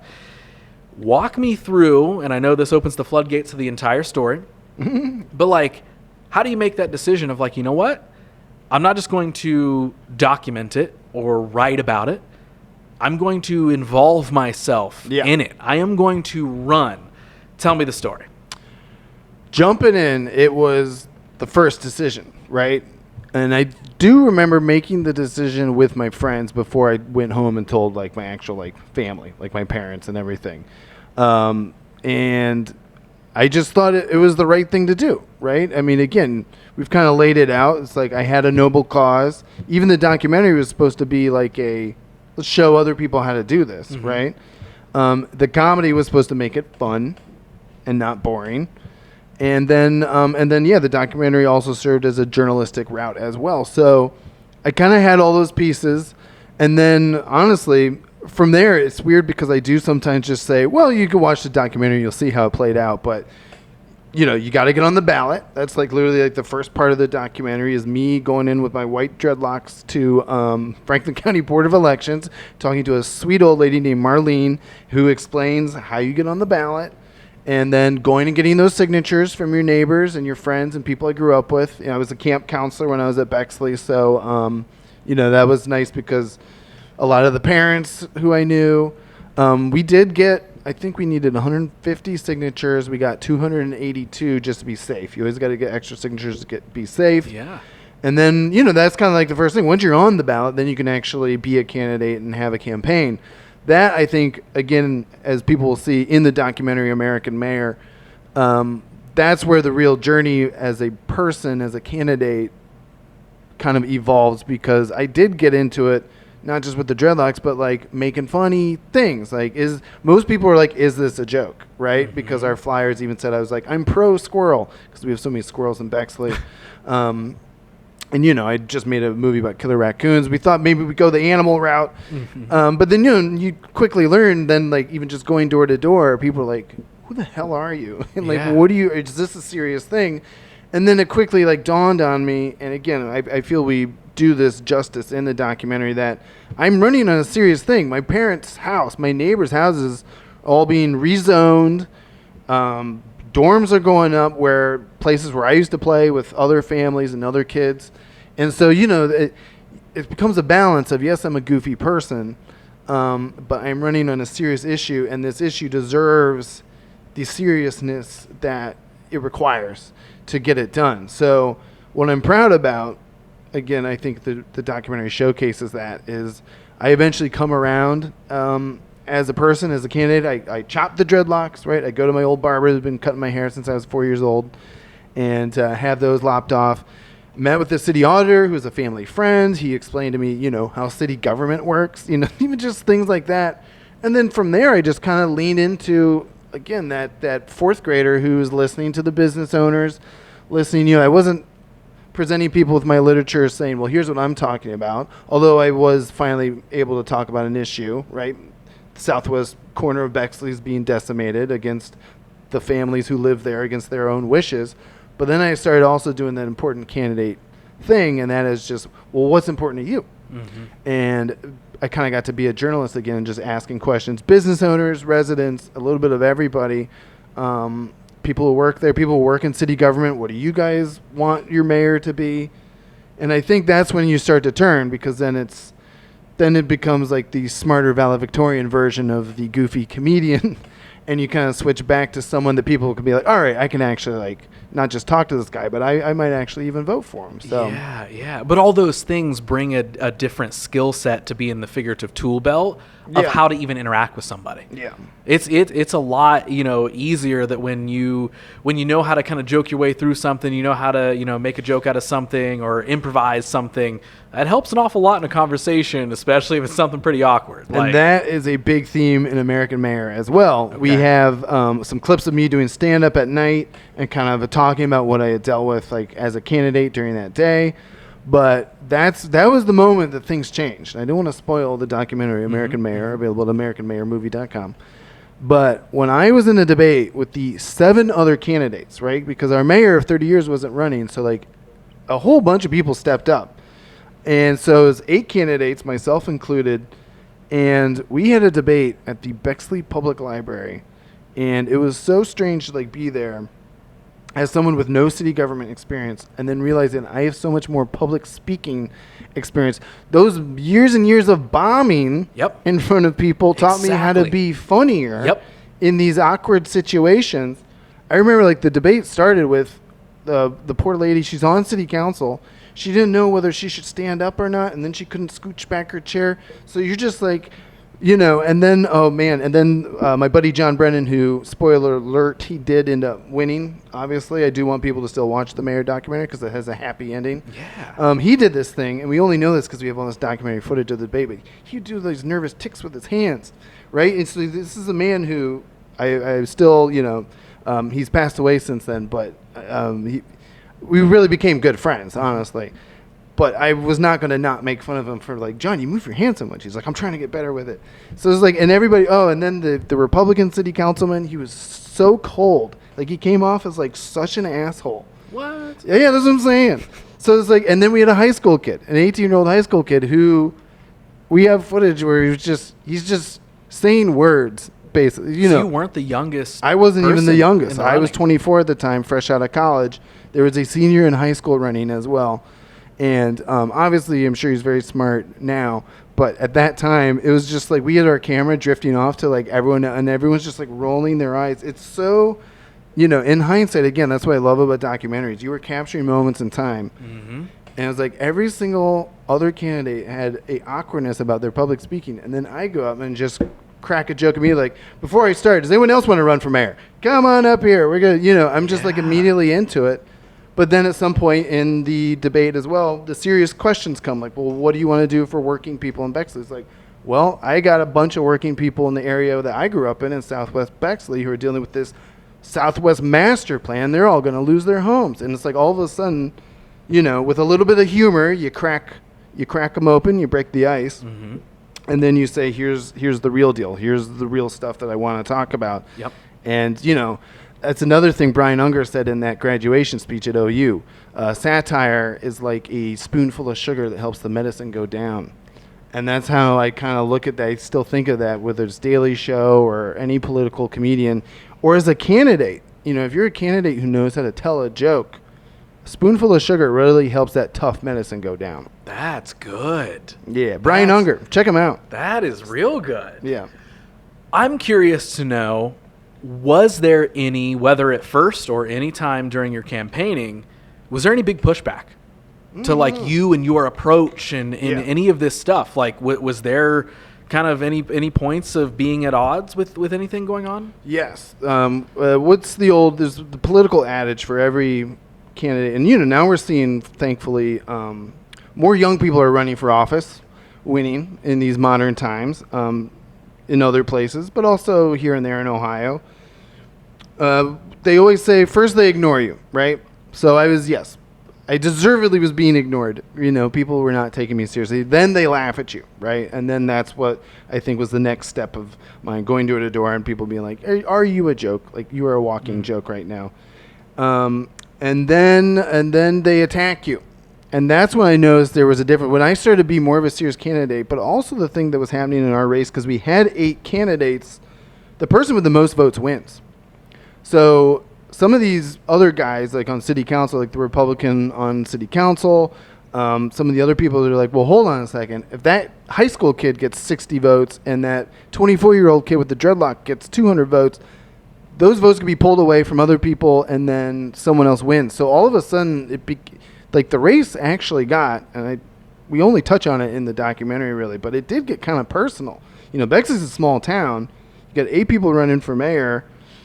I think the Republican guy had swooped in and gotten the FOP endorsement before anyone else could interview it. That was like a sticking point. We didn't have time to get to any of that with the documentary, but the politics started to get personal, as does happen in a small town. And so there did become a point, I remember, just people not being happy that I was on the ballot at all. And for me, I'm still just like, well, look, I'd love to win. I think I'd do a great job if I did win. But at the end of the day, it was always about speaking about my neighbors' homes and getting that resolved in hopes of whoever, actually won the race. Mm-hmm. I remember the Republican city councilman again. He was very pro Southwest Master Plan. There's a clip from the debate where he's actually hailing the master plan. And so I had to, again, kind of go on the offensive in this debate and say that, well, it's actually getting people pushed out of their homes, and it's not actually very good for working people. And then I think I cracked another joke about how we have so many banks in Bexley. At the time, and even now, I think that's still true. Mm-hmm. The idea was that, well, you got plenty of places to keep your money, but you have nowhere to spend it. That was the line that really sealed the deal. An applause break, I believe it gets in this debate. So. Okay. That was kind of the trajectory, right? And I feel you see that with a lot of modern candidates who, even Bernie Sanders, right? It was like they were ignoring him, then they were laughing at him. He's wacky, he's got crazy hair, but then they get scared of him and they attack him, and then you win. It's generally the last rule. But what we try to show with American mayors, even if you don't win the race, you can still win on your issue. And I think that's very, very important, especially in modern day politics. If you want to make a difference, speaking up about anything, sometimes if you just get your issue through, that's important too. During that time frame, what was the scariest thing that you had to do? Of you have this interest in politics. You have these issues that you do want to stand up for. Yeah. You've got these things where you're entering, debates, or you're going door to door and you're overcoming these, weird looks and scoffs and, people, you just like the steps that you just talked about, right? Mm-hmm. They ignore you, they make fun of you, they attack you, blah, blah, blah. Was there anything that stood out to you that you were like, oh, shit, I'm ready, but damn it, I got to do this and deal with this? Was there anything that popped up? Or That's what's so funny, I think, because the debate was the fun part for me. Okay. But all 7 other candidates, that was probably, they're like, oh, God, this is, it's terrifying. Mine was terrifying. I think the hardest thing is raising money. Actually going to people and saying, hi, I need money to buy yard signs and to do that stuff. I hated asking for people. Even when I'm trying to make a movie, I hate asking people for money. But it is actually weird because the hardest thing was going door to door. Yeah. Because I am on your property. I am invading your space right now with my dumb flyer, especially early on when I still had the dreadlocks and everything. It was like, what am I doing? Why am I here? You're right. I don't know. I'll leave now.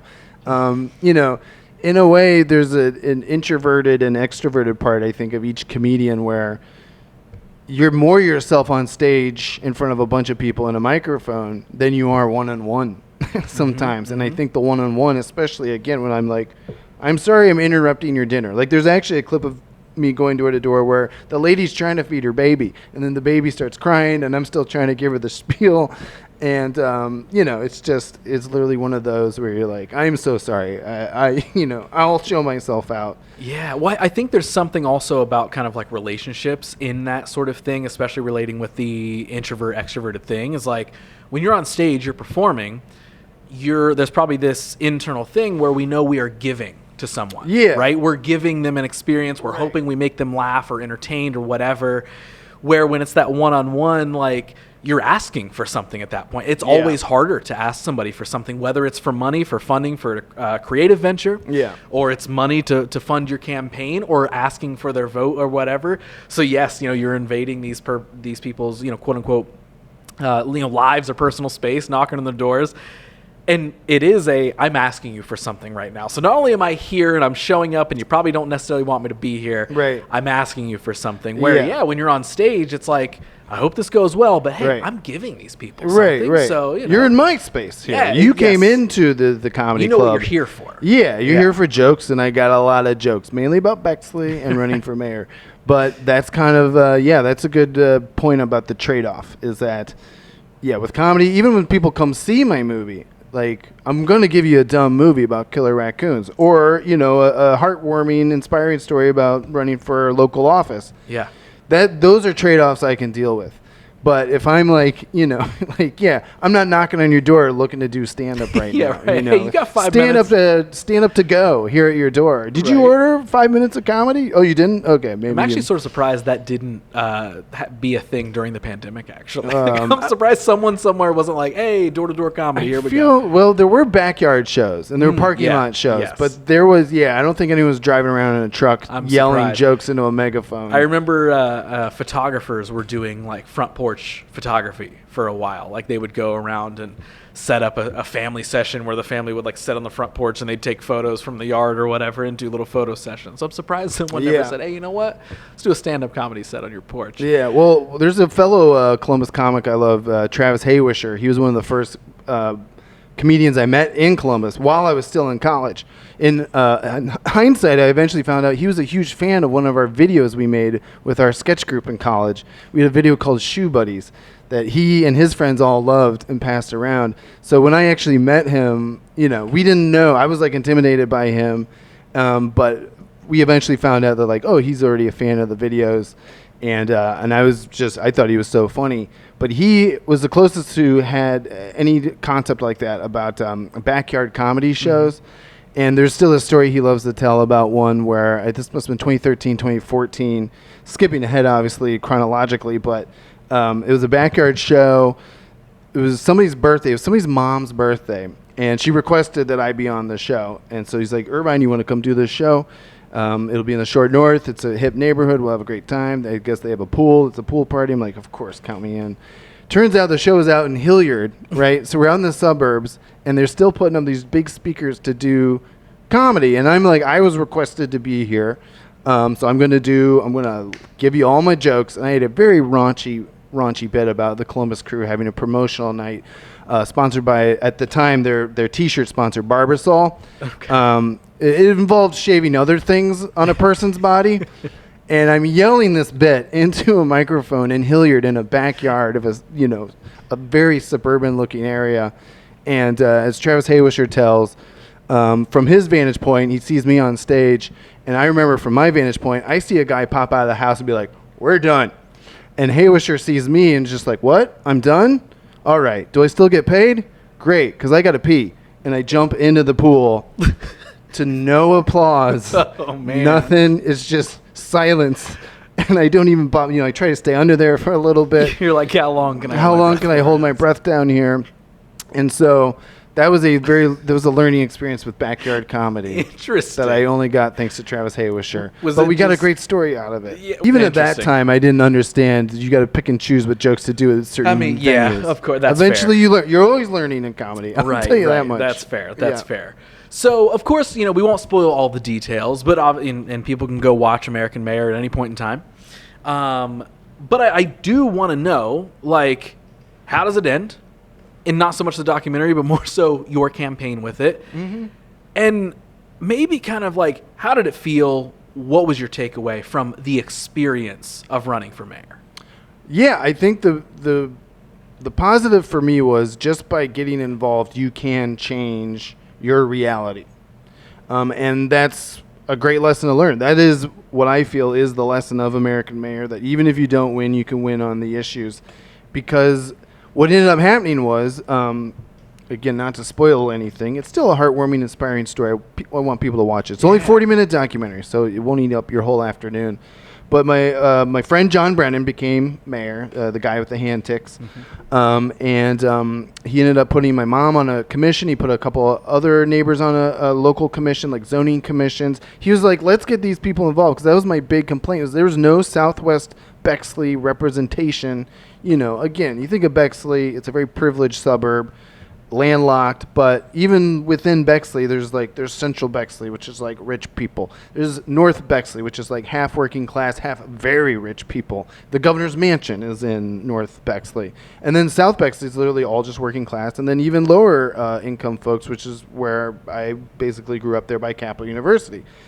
So it was nice because John Brennan starts, he's friends with me. I could literally go to City Hall and he would like cancel meetings and we just like talk for an hour, And he would put the neighbors on the commissions, and then we did eventually get a guy there on the street I grew up on, College Avenue. He got elected to city council. You started getting more South Bexley people elected to city council. And then I think the wild thing for me is that all these years later, I'm still a known quantity in my hometown, and in a positive way for the most part. Maybe not the Republicans, but everyone else who's pretty cool. Yeah. And, it was like I remember just a couple years ago, it was our high school reunion. And we do that on 4th of July weekend, and you have a class float, and you march in the parade. And it was just so fun. Like, every block, like, I'd see people I knew, not just parents who I grew up with, or I was the camp counselors for their kids and things like that. It was like, the city council people. It was just one of those things where you can do something, and you can be on the right side of history in hindsight, because now what's happened is another guy we have there on city council named Alex Silverman. I supported his campaign. He's a South Bexley guy. We actually did mutual friends growing up, apparently. And Capital University is out of money. They're bankrupt. They're selling all the properties that they were buying up in 2007. They're now having to sell so they can save the university. Enrollment's down. Everything is like, he told me, he's like, you should have another documentary called I Told You So. Like, I'm just like, it turns out I was right. Like, Capital... It was a bad investment strategy to just buy up properties and then rent them out and then run them down. And then, like, now what do you do with it? Because no one's going to Capital. Even not just Capital, but enrollment all over the nation. But then also in Ohio, because we have all these higher education laws that are about to take place that tells teachers what they can say and not say. And it's just like we're approaching a very bizarre time for higher education. And I didn't mind growing up across the street from a college. I remember in high school thinking like, well, we can sneak out and go to some of these, house parties over here. It just reminded me of, and even going to OU and then coming back home from OU is like, oh, yeah, this reminds me of Athens. Like my little corner of Bexley is turning into like a little Athens or like a little OSU campus. So I didn't mind growing up next to a college. But it is funny now to be like, they shouldn't have done what they did. And I was right the entire time. And you know what? Sometimes that's the political victory. Right. And you just put that in your hat and you go do some stand-up or do something else. Again, not to brag, but you're on what you don't hear. And that's what I'm saying. People at Capitol are not sitting here. So I didn't see no Capitol president over here. They can suck it. Oh, wow, okay. Unless you want to sponsor this podcast for some reason. I don't think they can afford it. Sound like you didn't have a lot of money, but I'm so sorry about that. Yeah. The law school is apparently still doing very well. It's more the philosophy programs and all those things that are just like, oh, yeah, no one's taking those anymore. How did it feel to document that entire process and produce the documentary? Yeah. Like, what was the win or what was the feeling knowing that, like, you also completed a documentary? Yes. That's a great question because I did. Yeah. That's what's so nice, right? Again, the documentary, this whole experience, like, checks so many of those boxes, right? Comedy, movies, journalism, politics. Not so much traveling because it was my hometown, but it did lead to traveling, right? Because what ended up happening was I moved to New York eventually. After running for mayor, I moved to D.C., had an internship on Capitol Hill with Charles Schumer. A Bexley friend had got me in this internship. I was making no money, but then I started doing stand-up again in D.C., made friends with a lot of great local stand-up comics in D.C., and then they all moved to New York, and they were like, you should come with us. I was like, okay. And then so next thing you know, I'm in New York, and I'm still sitting on all this documentary footage with nothing to do. I had another political job that turned out not to be a real job. I was like raising money. It was those people on the street who were like, hey, do you want to donate any money to this cause? I don't know if you've ever had to deal with these people, but we are insufferable. And it was one of the worst jobs I've ever had. Okay. And from there, I fell backwards into a job at the New York Film Academy in the editing department because I had known someone who was there. And I went in to take the test and I aced it. And they're literally like, we are hiring people. It's like, talk about lucky. Like, New York City is already so hard that if you can find a job like that, very lucky. And so I'm working in the editing department and making friends with these fellow New York, editors. Most of them we're all Midwest, but we all, bit the bullet and moved to New York. Mm-hmm.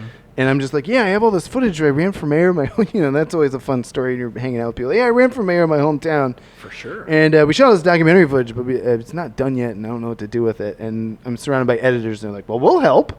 And it was back to that moment of people working together, trying to make a project happen. We were all Midwest. The other guys were from Indiana. I'm from Ohio. And so there I was in New York, 2008, 2009. Putting an edit together of American Mayor. Talk about failing a little bit. We did try to make it a feature-length film first. Got no bites. But what happened was my old TA from Ohio University, my film TA, he was in New York as well. He was like, here, we'll bring it over. We'll watch it. And he was like, cut that, make it a short. And that's when... in filmmaking, you've got to kind of kill your darlings sometimes. But he was absolutely right. We developed more of an Act 1, Act 2, Act 3 structure, which is, to this day, I'm like, movies need to have that. If you don't have that, it's not a movie to me. It's not a story that you can, keep track of. Mm-hmm.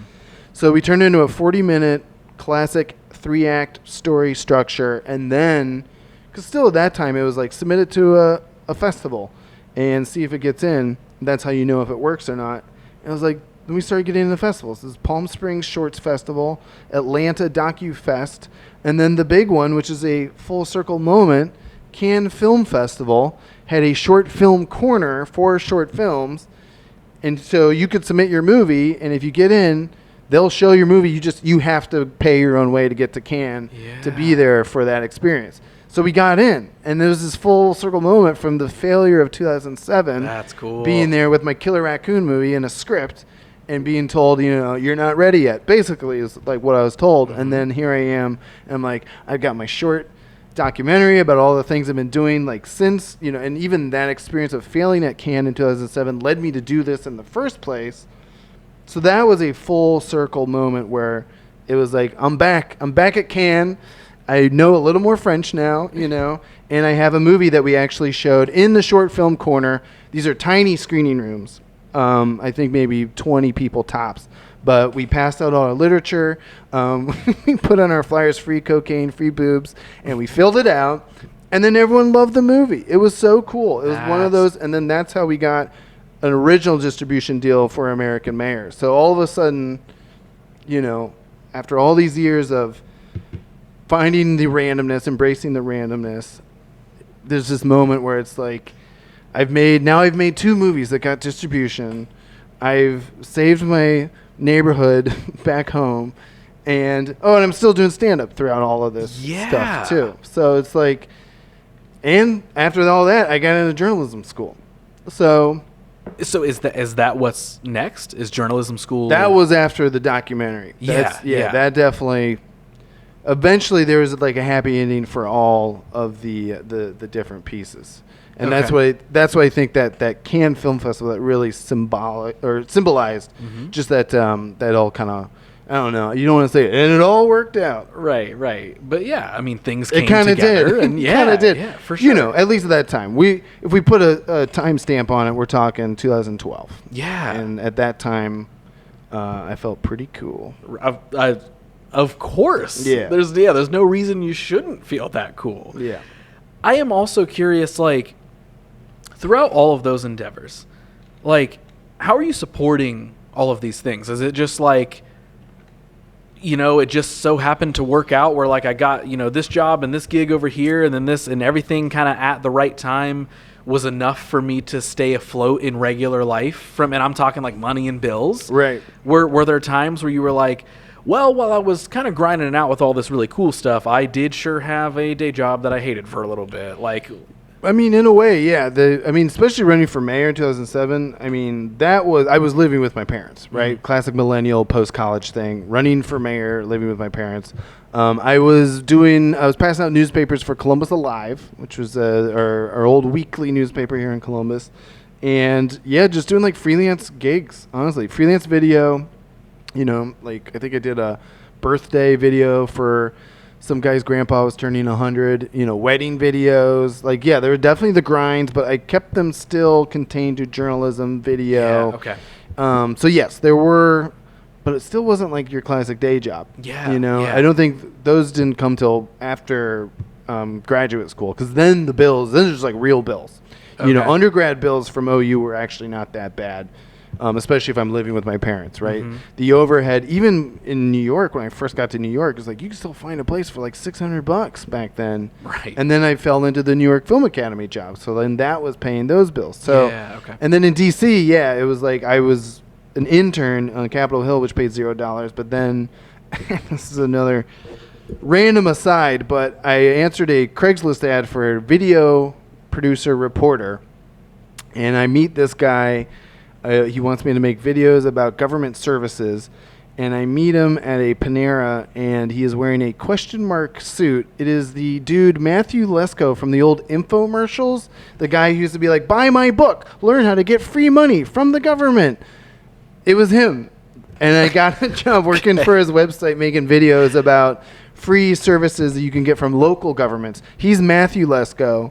I was Little Lesko, and I was making videos for his website for like $300 a pop, something like that. Wild. Yeah, and I got my own little question mark suit that I got to wear. Okay.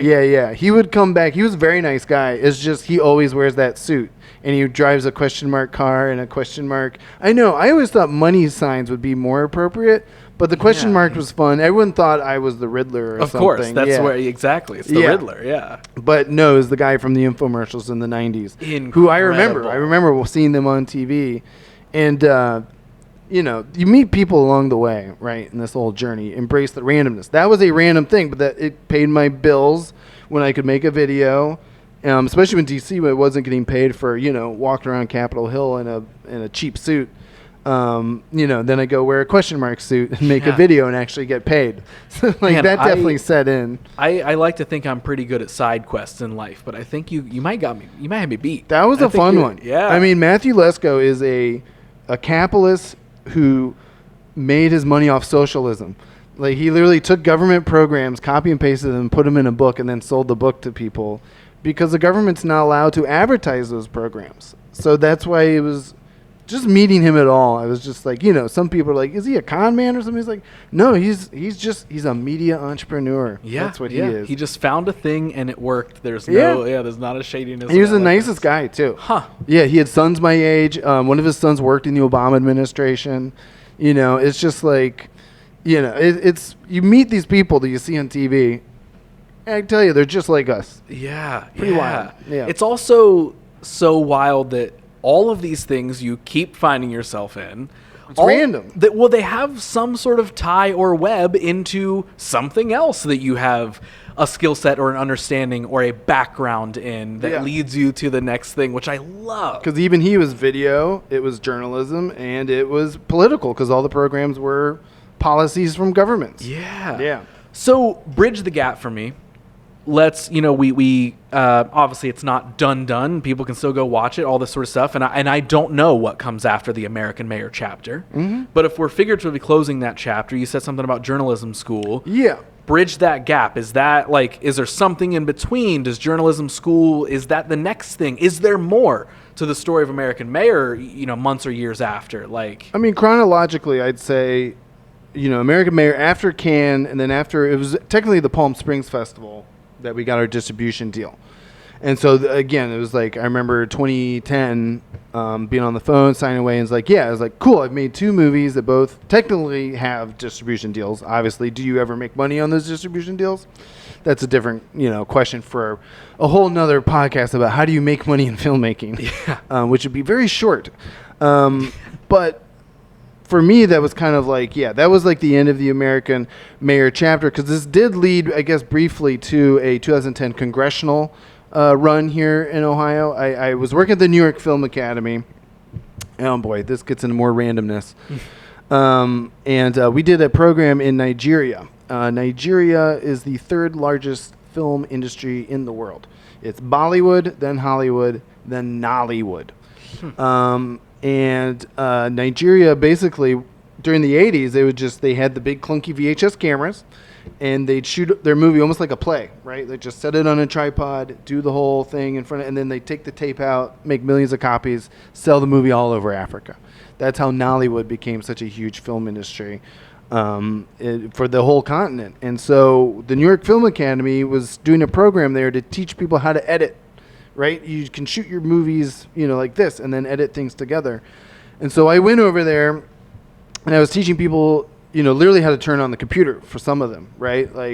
But then when they started to get it, understand it, they were very grateful, and it was a really rewarding program. But then I was also making dumb videos, as you can imagine, for a thing called the Nigeria Show, which was skits. I was doing skits in Nigeria with my coworkers and then putting them on YouTube so my friends in New York and everybody Ohio could watch them and watch me being a goofball in Nigeria. And I did a skit where the president of Nigeria had been in a coma for a few months. So I did a bit where I interviewed him on my show, but it was just an empty chair. And this is 2010. So this is before Clint Eastwood or any other people did the empty chair politician bit. And my guy specifically was in a coma, and he was president of the country I was working in. So when I put that up on YouTube, the New York Film Academy was not happy about it at all. And they wanted to send me home right away. The higher-ups, but then the people on the ground working on our program was no, he's great. Everyone loves him. The students love him. We also are so short-staffed. Can we find a compromise, right? So I had to take the video, the Nigeria Show, off of YouTube. It was my first censoring. Not the same gut punch as bombing in comedy, and not the same gut punch as a guy telling you your script's not good enough. This was a different kind of censoring. This was a different kind of failure.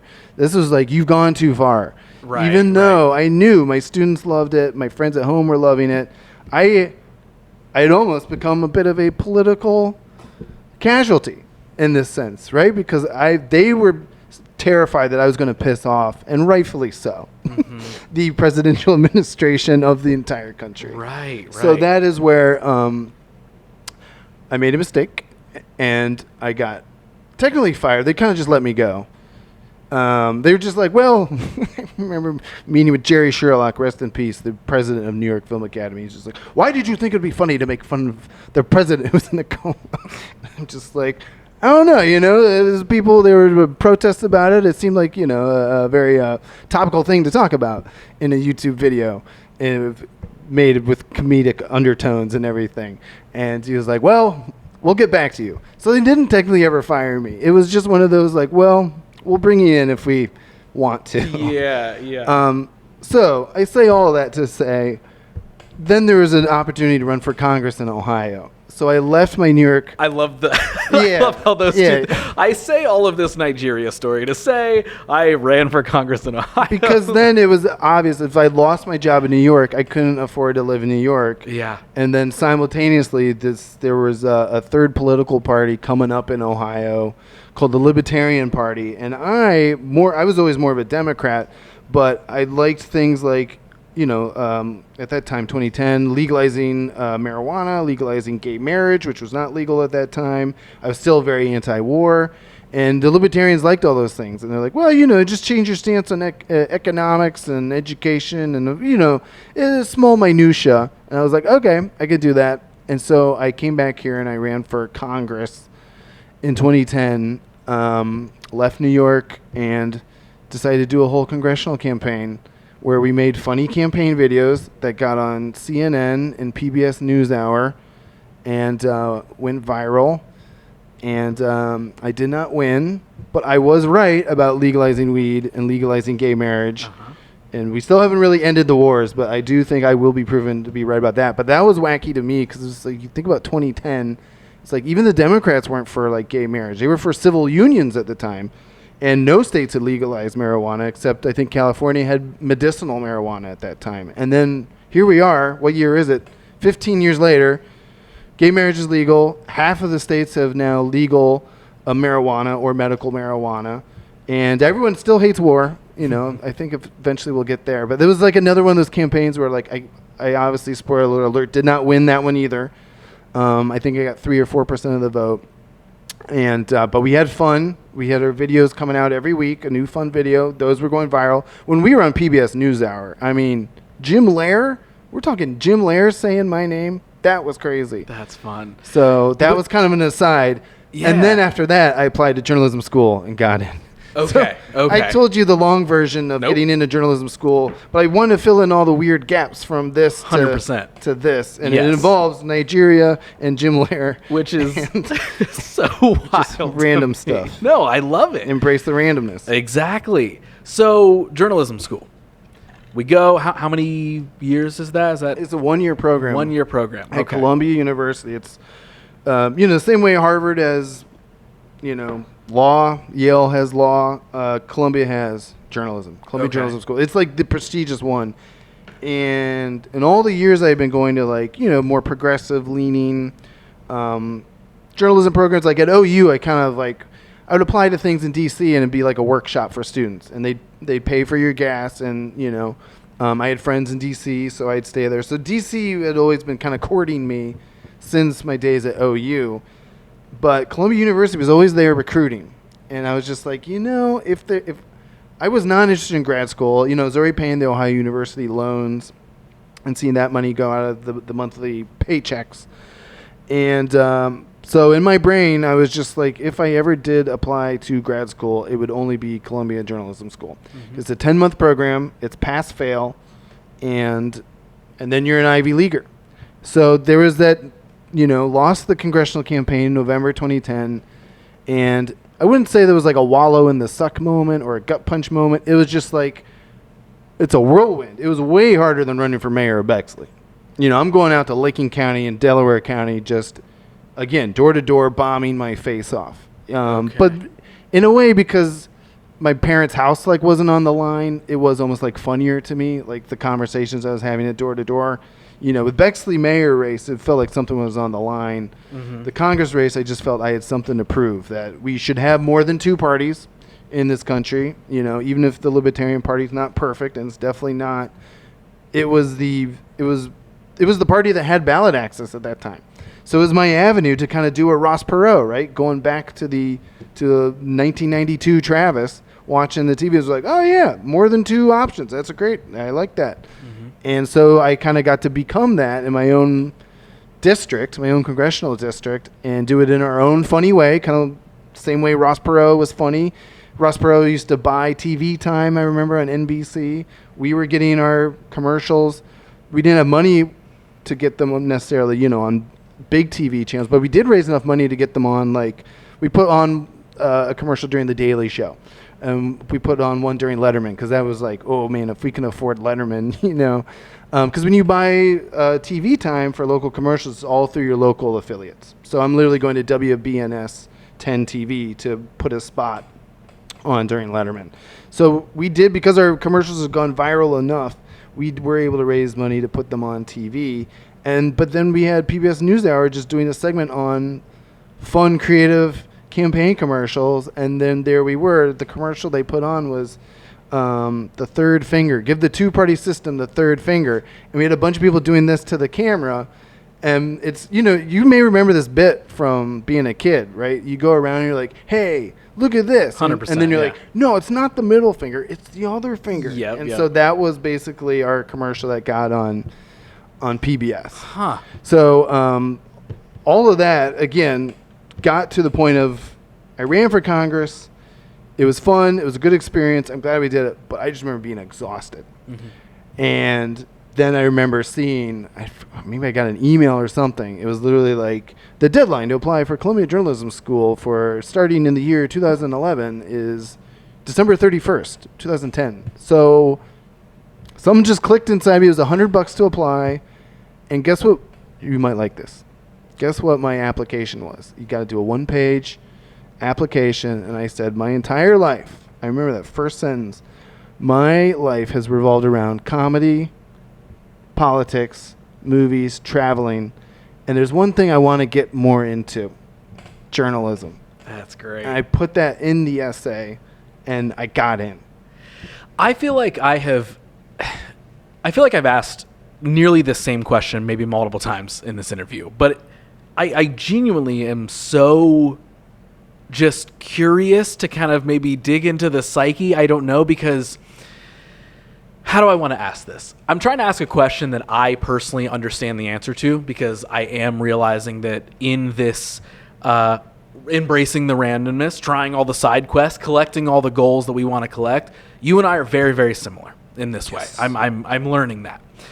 So it's like it's hard to kind of formulate a question that I'm like, well, I understand. I just kind of do stuff just because I want to. Right. But like, have you thought about or like dissected like, I mean, looking at if it was just getting an email about the Columbia Journalism School, and you just decide in that moment, yep, sure, I'll apply. Like, how are you giving yourself the almost individual freedom of choice, or the like just kind of letting yourself just you're being guided by opportunities. You're seeing an opportunity. You're saying, I will walk through that door. I'm not going to second guess it. I'm not going to hold myself back.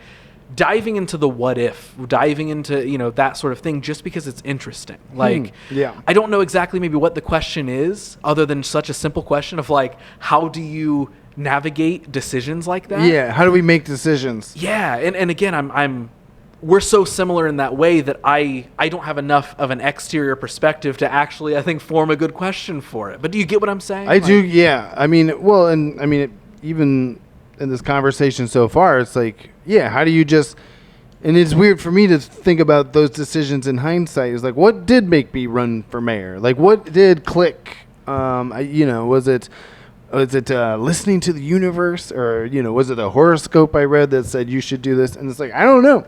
I just knew that I always wanted to apply if I was going to go to grad school. And then, that's when I'm trying to remember, was it an email? Was it something that came through that just reminded me that the deadline was December 31st of that year? Mm-hmm. And so, and then what inspired me to write such a good entrance letter? What the hell do they even call that? I don't even know. It's like a application letter, really. Are those cover letters? I don't know. I don't even know. But it was like a page. Yeah. They were like, make it a page, and then your resume, and then 3 letters of recommendation. Mm-hmm. And it was that was it. That's what I gave them, and they let me in. Yeah. And there was a period of just being very broke. I think I was able to live off unemployment, which is very funny if you think about it. After running as a libertarian candidate for Congress, living off unemployment from my New York Film Academy job that I technically got fired for, but you didn't actually get fired because they just stopped bringing me in. Right. So I think I was living off that for a few months. And I went out west. I kind of did the Teddy Roosevelt thing, or you go out west to find yourself. I had a buddy who, my TA, Ohio, the guy who helped me cut American Mayor into a short. He was in Columbus visiting some family, and then he was headed out west to basically move to Boulder to be closer to his dad. His mom lived in Illinois, where he grew up, and then his dad was living in Denver. So I went on a road trip with my old film TA from Ohio to Illinois to Denver, and I lived in Boulder, stayed with him and his sister. They had a house in Boulder, and I was just kind of like, I don't know, just kind of chilling, which is weird to have moments like that where you can but I was also terrified of what comes next. Mm-hmm. And then from there, went to visit some old comedy friends, again from OU in San Francisco. We did a couple of pretty awesome sketch shows, things like that. It was just kind of there were things along the way to do. I was definitely doing stand-up during all of this. That was right, the big political project's over. I'm waiting to hear about a potentially big journalism thing. What do I do in the meantime? When there's nothing going on, return to that first love of just me and the microphone and, a half-drunk audience at a bar, open mics and comedy. And so I was doing stand-up in Denver. I still have some friends from meeting them back in the Denver days. Sam Talent is a guy who's blown up since then, but I first met him at an open mic at a bar in Denver. And then, doing sketch comedy with my friends in San Francisco. And then I eventually got a sublet from another comedian buddy who's since done pretty well for himself, James Adomian.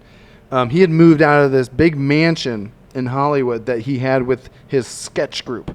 They had a sketch group called The Midnight Show. And they had trashed this mansion. And James was like, I can't handle this anymore. So I sublet his room in L.A. for a couple of months. They trashed the mansion so bad because they would have parties after their shows. They have a monthly show at UCB in LA. usually sell out. Like by this point in time, they've done it for years, and then they'd have a party at the mansion, and then just not ever clean. So this place was so trash.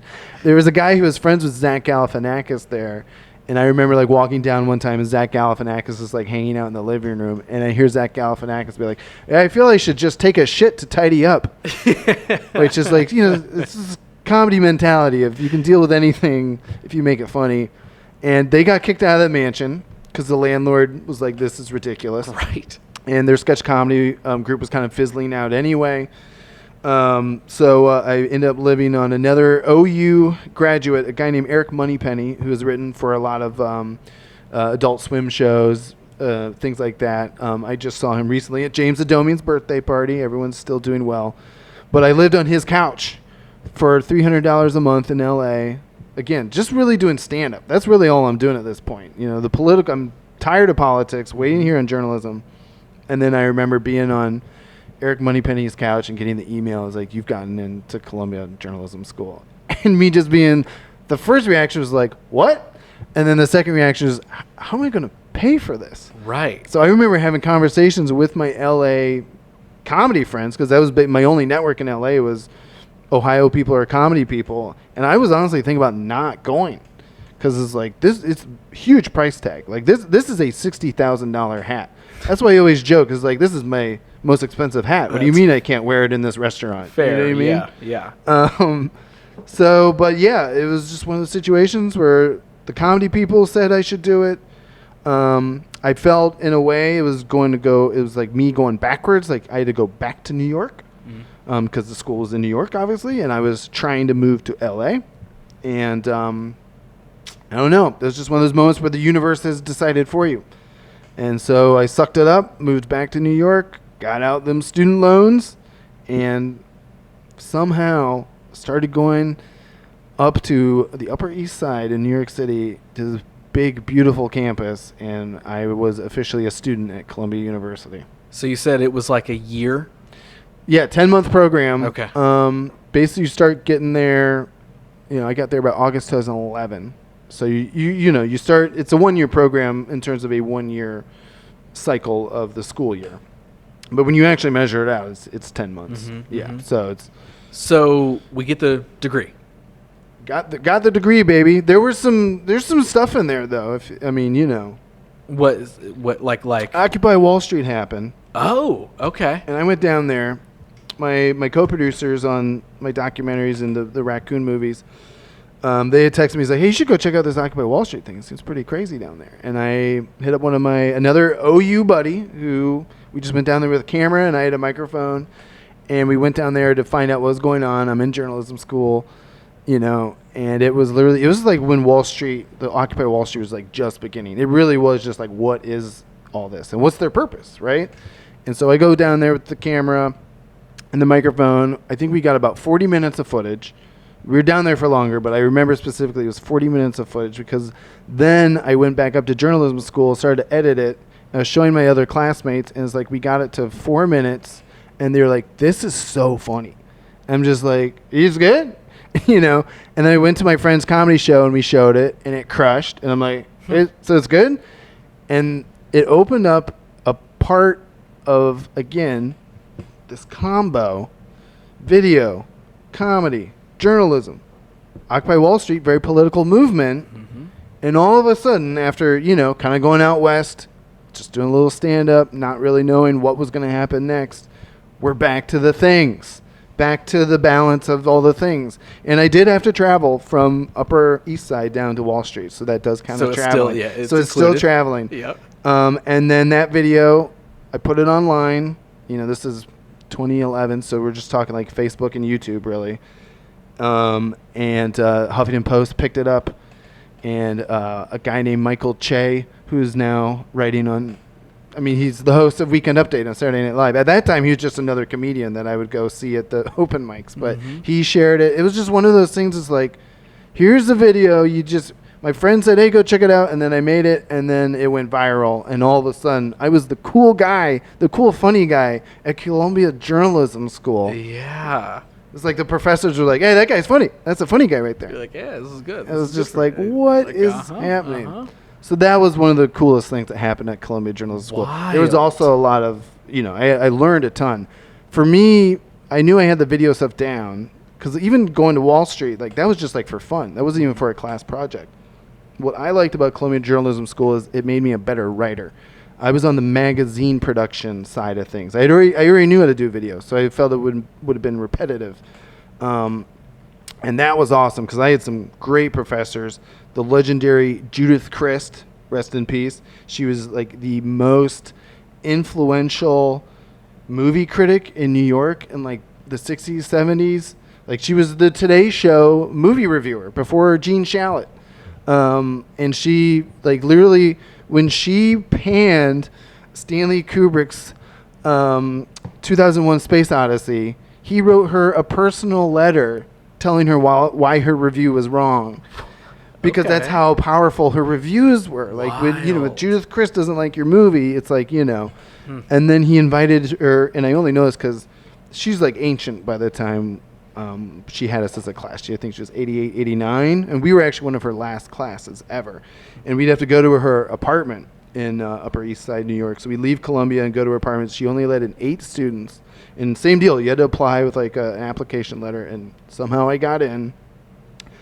And she just had so many stories like that, where it's just like, yeah, he hated Stanley Kubrick's movie, and so he wrote me a letter telling me when I was wrong. But then he invited me to the London premiere of Clockwork Orange, and I loved that movie. And you're just like, what? This tiny old woman, Yes. And then Victor Devasky, to this day, again, rest in peace. All my professors were old at that time and now have passed away. But Victor Devasky was a literary legend of New York, where he was the editor emeritus of The Nation magazine. So he was publisher and then editor. And I just remember I had already known about him going to OU and things, because I knew The Nation magazine, is a big, I considered myself an anti-war progressive, right, in college. And The Nation was like that. It's that kind of magazine. And I think it still is for the most part. So I had seen Victor Devasky speak at various functions, or, you see him even on TV, like MSNBC or something. And then next thing you know, I'm in his class, his magazine class, and I'm, ripping jokes, and then he's ripping jokes, and then it's like, oh man, all right, we kind of get each other. If I said something funny, Victor Devasky would say something even funnier. And we got to a point where we'd have these lectures, and he'd bring me into his office. I'm like, oh, am I in trouble? He's like, no, Travis, I just want to make sure you're coming to the lecture tonight. And I was like, oh, yeah, of course, Victor. I come to all the lectures. And he's like, yeah, you're the only one who asks any questions, so I really want to make sure you're there. It's one of those lectures, I guess, were optional, but I liked going to them. Yeah. So that's what Columbia really was for me. It was, the Occupy Wall Street video was fun.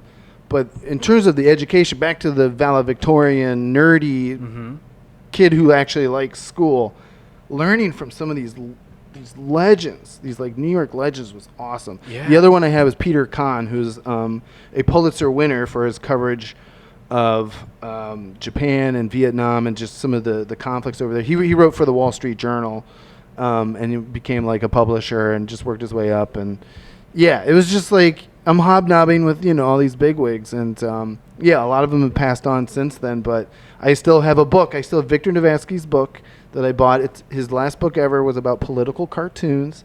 It's called The Art of Controversy. And he signed it. He was like, to Travis, a star student.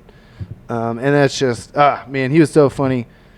I remember during graduation, I kept messing with my hair. I had like my hair was too long, and I couldn't fit it all under my little cap.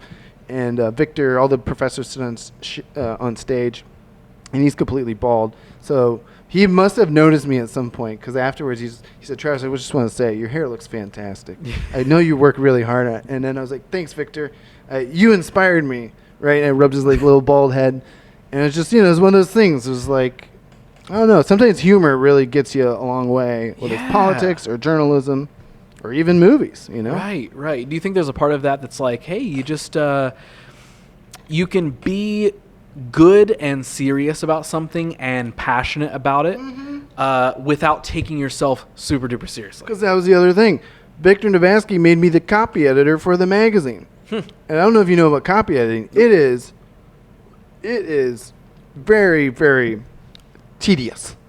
I'm like literally catching like 2 commas, and then like, all right, page 4, we got 2 commas, and then like Like, that was my job, but he recognized that I knew how to do that, because, I mean, honestly, the best thing I was good at Bexley was English class, creative writing, newspaper, wrote for the newspaper. And I just had trained my brain to know when to look for typos and errors and literally punctuation, So there were 2 copy editors, me and another guy, but that was so cool that despite having a funny rapport with Victor, and I mean, Victor's got just fascinating other stories. I don't know if you know the writer Christopher Hitchens. He was a big, again, political writer throughout the decades, and but Christopher Hitchens got married in Victor Navasky's apartment. Like, that's where they had the ceremony and everything. And, later on they butted heads over the Iraq War or whatever. But, it's just Victor Navasky has those stories, and it was fun to get to know him, but also he trusted me with the very serious task of copy editing, which is like going through every page of the magazine that we produce as a class, and catching those little typos. The one thing I love about Victor Navasky that always pisses off my journalism friends now is that he was very against the Oxford comma, because it was a terrible waste of ink, which is a very funny old school publisher mentality, that these little dots, that when you add them all up, it's a lot of ink. Right. So all my journalist friends hate that now because it's all digital, Travis. I'm like, I still hate the Oxford comma. No Oxford commas. It's a waste of precious ink. Dude, so in what I feel like is just the theme of this episode, a reoccurring question that I feel like I could almost plug into any different chapter that we keep digging into. Hell yeah. I will just simply ask, what happens next? Like, you do journalism school. Mm-hmm. You find yourself in a couple more, maybe what we'll call random jobs and opportunities within that. We graduate. Like, what happens next? I think what's nice is we can actually gloss over, there's a 5-year period from graduating from Columbia Journalism School in 2012 till I'd say the end of 2017, where my life was literally working freelance journalism jobs for Huffington Post. I did have a corporate video job for about a year before they were like, yeah, you're not really cut out for that. Then I landed at The Guardian, did a climate change series. It was a comedy. It was a comical, like, climate change, make climate change funny. Again, a spoonful of sugar helps the medicine go down. It was sponsored by Ben & Jerry's. It was with The Guardian. I remember getting laid off from the corporate video job, it was a German software company. So right away, I mean, even there, like, we want you to make funny videos. And then I'm like, here's my video. And they're like, why is it funny, though? What if he was wearing a funny hat? Would that be funny? And I'm just like, oh, boy. We're on different continents, if not planets. So I remember getting laid off from that one. And, yeah, kind of having a gut punch of, like, well, what do I do? Again, it's like, do I move back to Ohio again? And I fell backwards into someone from Columbia Journalism School was like, hey, what are you doing these days? I was like, I just got laid off, actually. And she's like, well, I'm at The Guardian, and we have a comedy climate change series. They need someone to run, and I think you'd be perfect. And I went in and did the interview, and that was so fun. I was in charge. I was in charge of a $250,000 budget. Ben & Jerry sponsored it, and I got columns from, like, Colin Quinn and W. Kamau Bell. Just like it was cool, and I remember at the end of all that, it was like a year-long project. This must have been 2015, so 10 years ago now. That the editor of the U.S. Guardian, like the woman in charge of the whole thing, she had the top 10 accomplishments of the Guardian U.S. of that year. Number 5 was Too Hot to Handle, the climate change series that we produced, which was branded content technically, but embedded in journalism. And it was all those things again. It was comedy, it was video, it was journalism. Climate change, for whatever reason, is political and not science. But and I was traveling too. I was making videos in New Orleans, and it was awesome. And then from there, I landed at Vice Land TV, which was the brief time where Vice, they had an HBO news show, but then they also bought History Channel 2 and turned that into a Vice, basically irreverent Vice content on TV. And I got a job doing the man on the street thing, kind of like I did with Occupy Wall Street video, because they saw my work at The Guardian, and same deal. You go in and you interview, it goes well, then they bring you in to make a video, and then that was my favorite. As terrible as Vice, I think their reputation became eventually, I was living in Williamsburg at the time. I could walk to work in 20 minutes. They'd send me out to make a video at like a Bernie rally or something. The video would go viral, and then I'd go do a stand-up show. So I guess like you almost, sometimes when things are good, that's what you gloss over. There's a 5-year period from 2012 to 2017 where I was just doing freelance for reputable news outlets, doing stand-up, making videos, doing journalism, and living in New York City and not being a completely broke whatever, like when I first got there, and I was like, relying on Jerry Sherlock at New York Film Academy to pay my bills. Now is like, now I can make comedy with empty chairs. Maybe not make fun of presidents in comas, but right. It was a big switch. Yeah. And Lord knows I needed the money after journalism school, because again, I am still paying for this hat every month. Yeah. So, it was very interesting. So yeah, I would say there's 5-year period where we can just say I was a journalist, comedian in New York, making it happen, and it was a very happy time. Yeah. So, in the theme, what happened next? Man. Well, you remember I mentioned a Killer Raccoon movie there yes. a little bit ago? Yes, I certainly do. As a movie that's with Troma, as all Troma's movies, there's a cult following of these movies. And we'd always said, way back in Ohio University days, that if we ever made a sequel to the first Killer Raccoons movie, it would be Under Siege 2 Dark Territory, starring Steven Seagal, but with our characters from the first movie, and of course, raccoons hijacking a train, which is the theme of Under Siege 2 for anyone who's not ever seen it. So I think maybe around 2015, around when I was like getting laid off from the corporate job and just kind of like, again, you hit a moment where you're kind of bored. Maybe, again, things were too good for a little bit. And I got the idea, like, I think I had hung out with some of my comedy buddies from Ohio University in Chicago. They were shooting a pilot, and I went there, and they're like, so when are we making the sequel to the Raccoon movie? And I'm like, what are you talking about? That's never going to happen. It's like, well, come on, I thought we were going to do it. And so we pop on Under Siege 2 on the TV one night when we're all, like, hanging out. And so, and we're just, yelling at the TV. The movie is so bad. Under Siege 2, Dark Territory, could have been, should have been a good movie. It was not. It ended the franchise. That's how bad. And the first Under Siege is fantastic, right? It's Steven Seagal in his prime. It's Tommy Lee Jones and Gary Busey as the bad guys. It's a movie, right? Under Siege 2.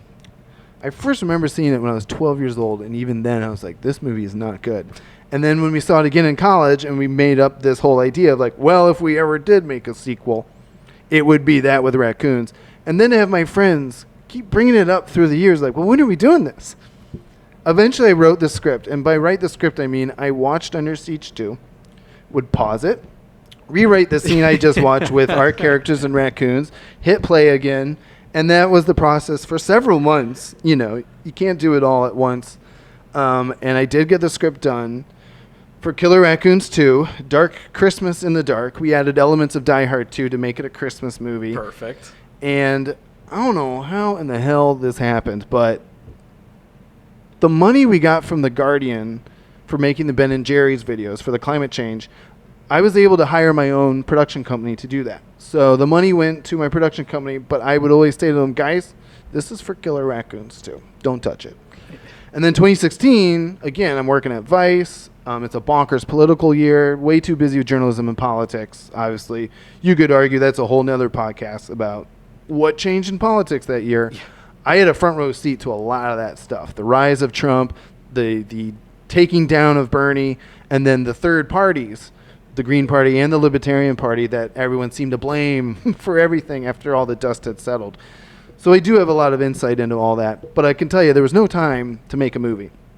Luckily, I had that script done. So 2017 comes around, and I'm realizing at that point that the New York phase is starting to fizzle out. The Vice job went away. They had too many white guys on TV.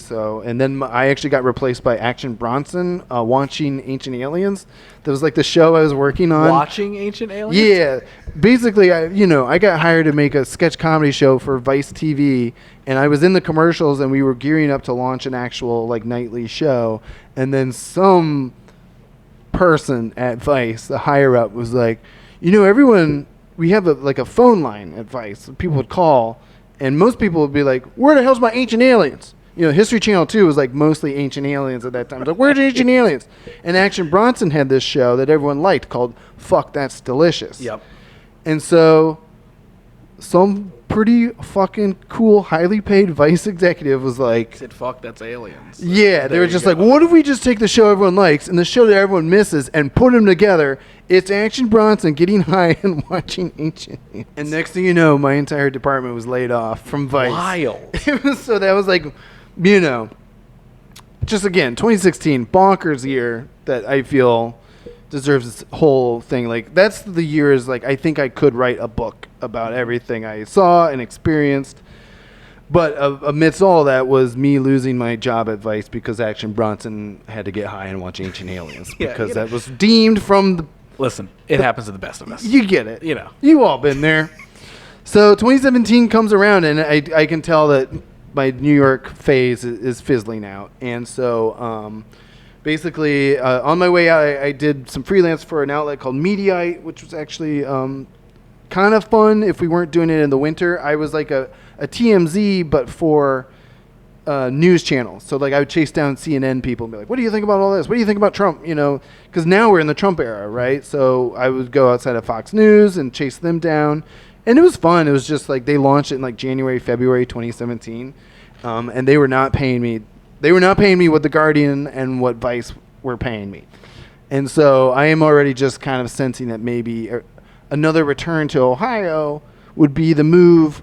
But I'm, you know, trying to be strategic about it. And like I'm pushing it till 2017 because in my brain, I'm like, I think we're ready to make Killer Raccoons too.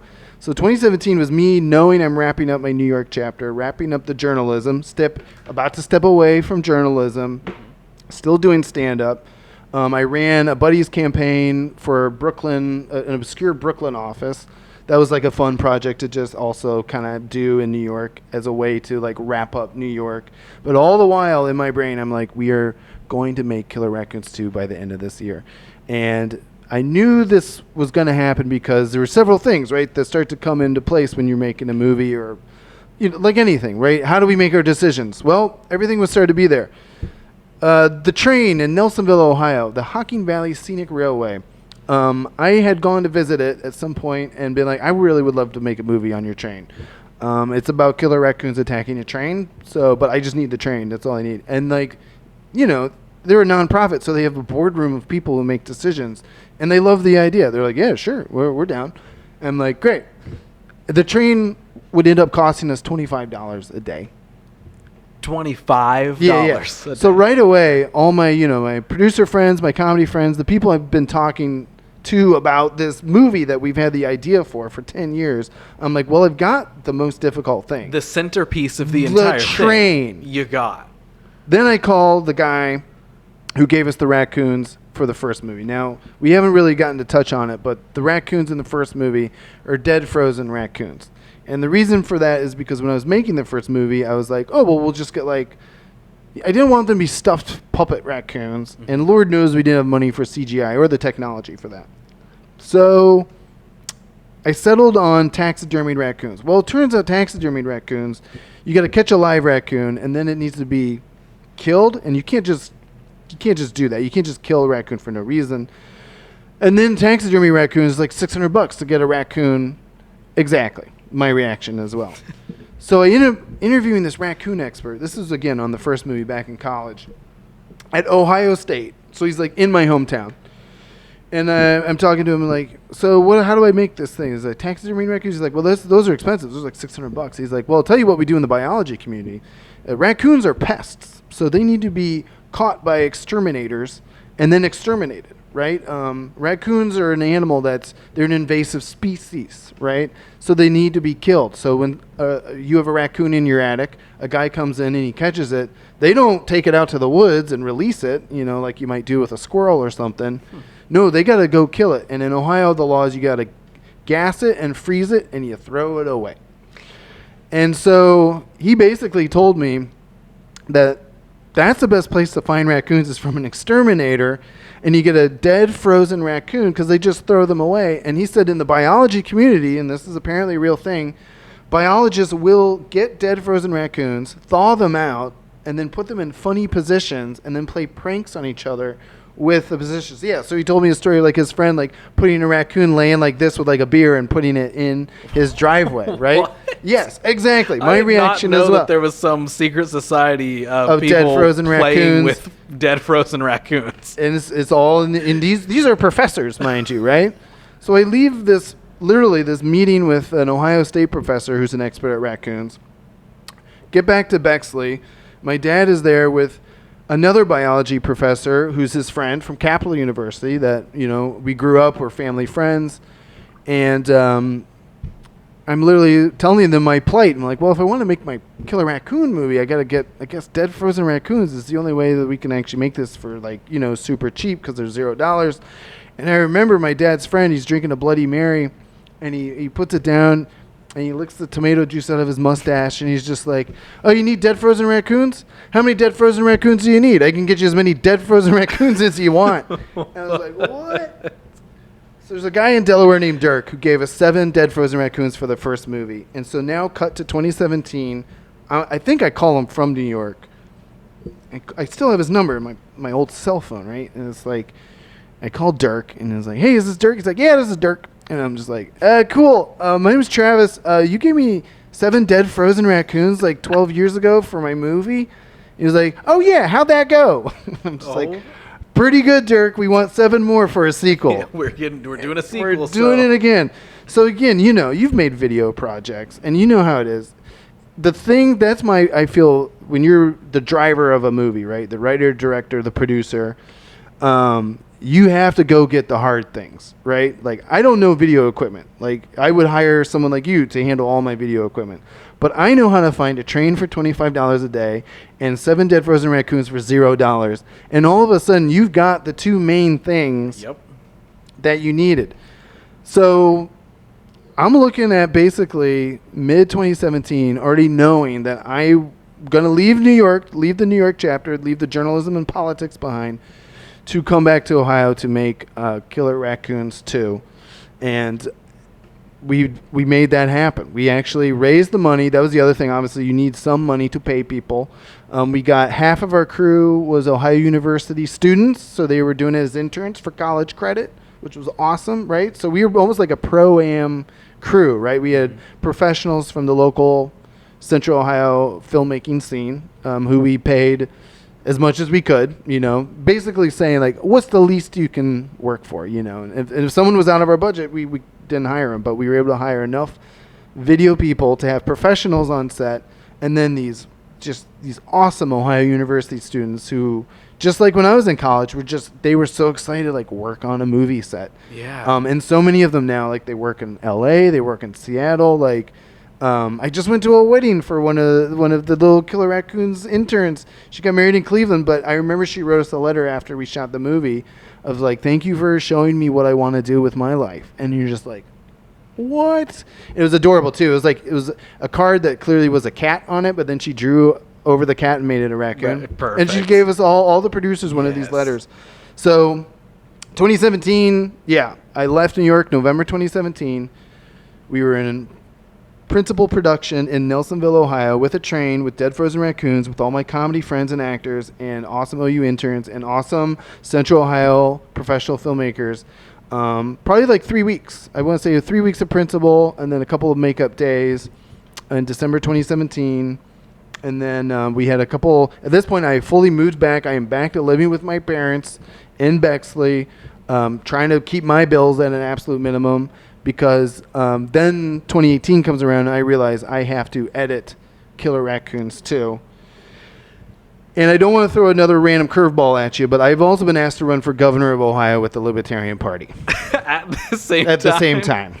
So 2018 is a blur of a year to this day, but basically during the day I'd be editing, and then at night I'd go speak as a candidate for governor of Ohio, and then I'd come back and edit more Killer Raccoons too. And that was like my entire mix. Yeah, that was my entire. Oh, but don't worry, I was still doing stand-up comedy. Of course. Whenever I had time, because Lord knows I needed to get away from that computer, and I needed to not be an active candidate for governor sometimes. Very fair.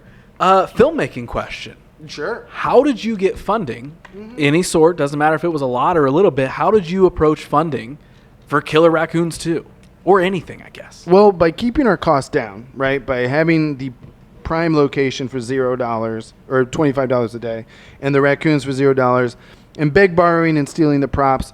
Big shout out to Central Cameras. I think it's Central Cameras over on Cleveland Avenue. Yeah, Central Grip and yeah. Yes, they were the ones that hooked us up. They basically gave us I don't want to put them on the spot, but like a bunch of equipment because they liked the idea and they were actually familiar with the first movie. Wild. So they were like, we'd just love to be a part of it. So they gave us a deal that I don't think they'd give anyone else, so no one should ask. But it was a local indie filmmaker deal for sure that kept that affordable. And then again, a lot of the people we hired, the professionals, had their own equipment. We kept production design at a very minimum. Again, if you got a train that's already a Christmas train that's decked out for Christmas, your production design is basically done, right? And then the main thing, we had to build a big green screen. So all the money went literally towards covering travel for actors and crew, lodging, food, just miscellaneous stuff you need for a film set. And the way that I think is a key way to raise money for a project is to put your own skin in the game, and that comes back to the Guardian money from Ben and Jerry's. The money we made from making the videos for the Guardian in 2015 that I told my business partners not to touch, that was our chunk that we started with. Okay. Right? So we're talking like $12,500 that I said, because we basically, when we're starting out with Killer Raccoons 2, it is always like, what would we like to make the project for? But then what can we make the project for? And I always had the number, because we made the first movie in college for $5,000. And it became a trauma movie. So in my brain, I'm like, that's pretty good, but let's add a 0 to it. So in my brain, I was always like, we're going to make this movie for $50,000.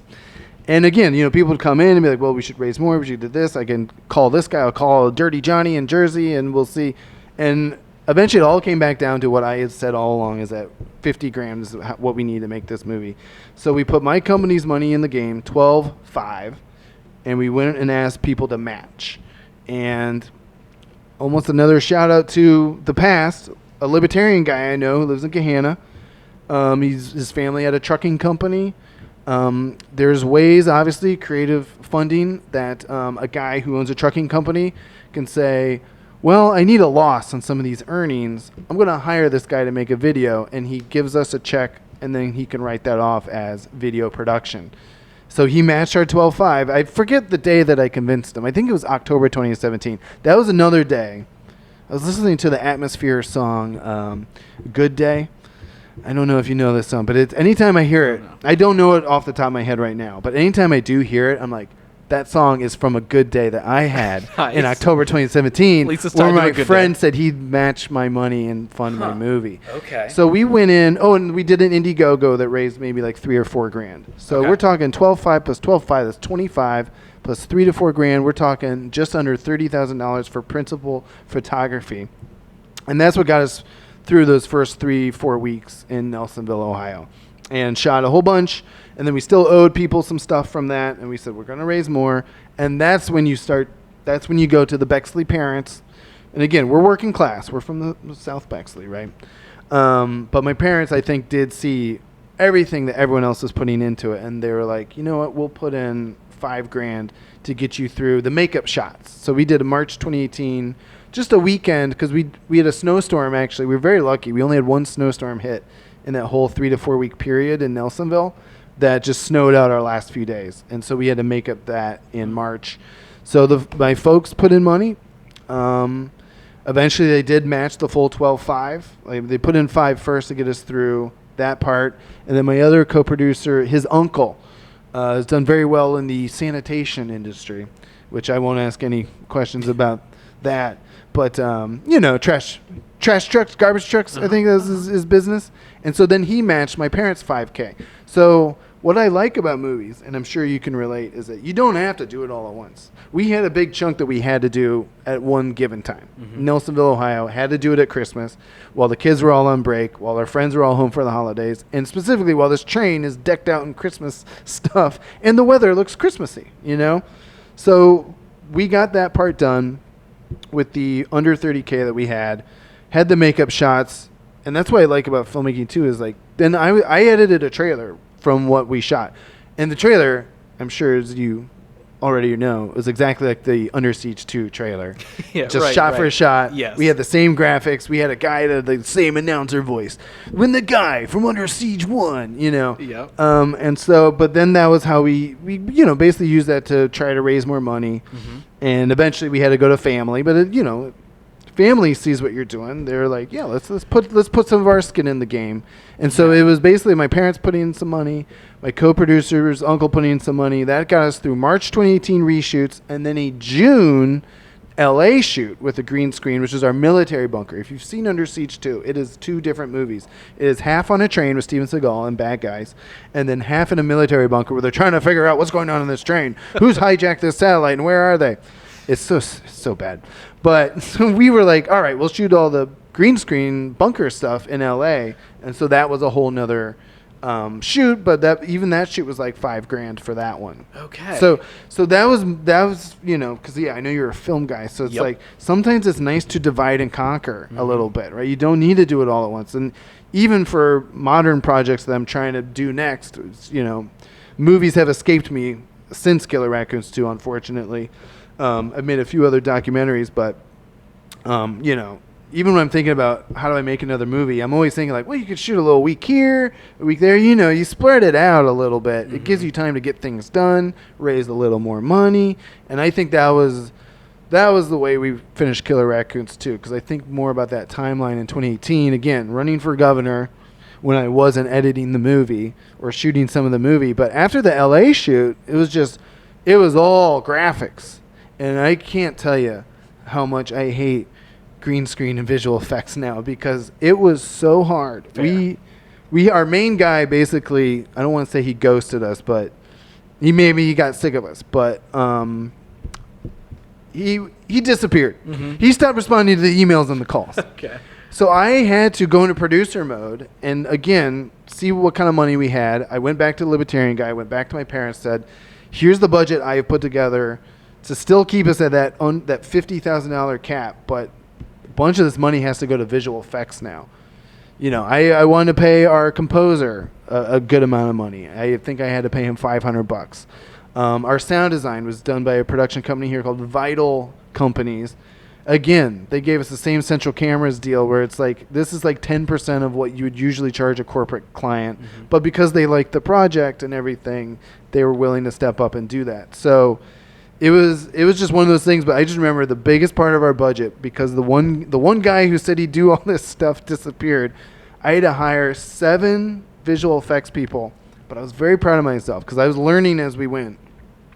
I hired one guy to do all the computer graphics, like the computer, what's happening on the computer screen. I hired another guy to do all the blood effects and explosions.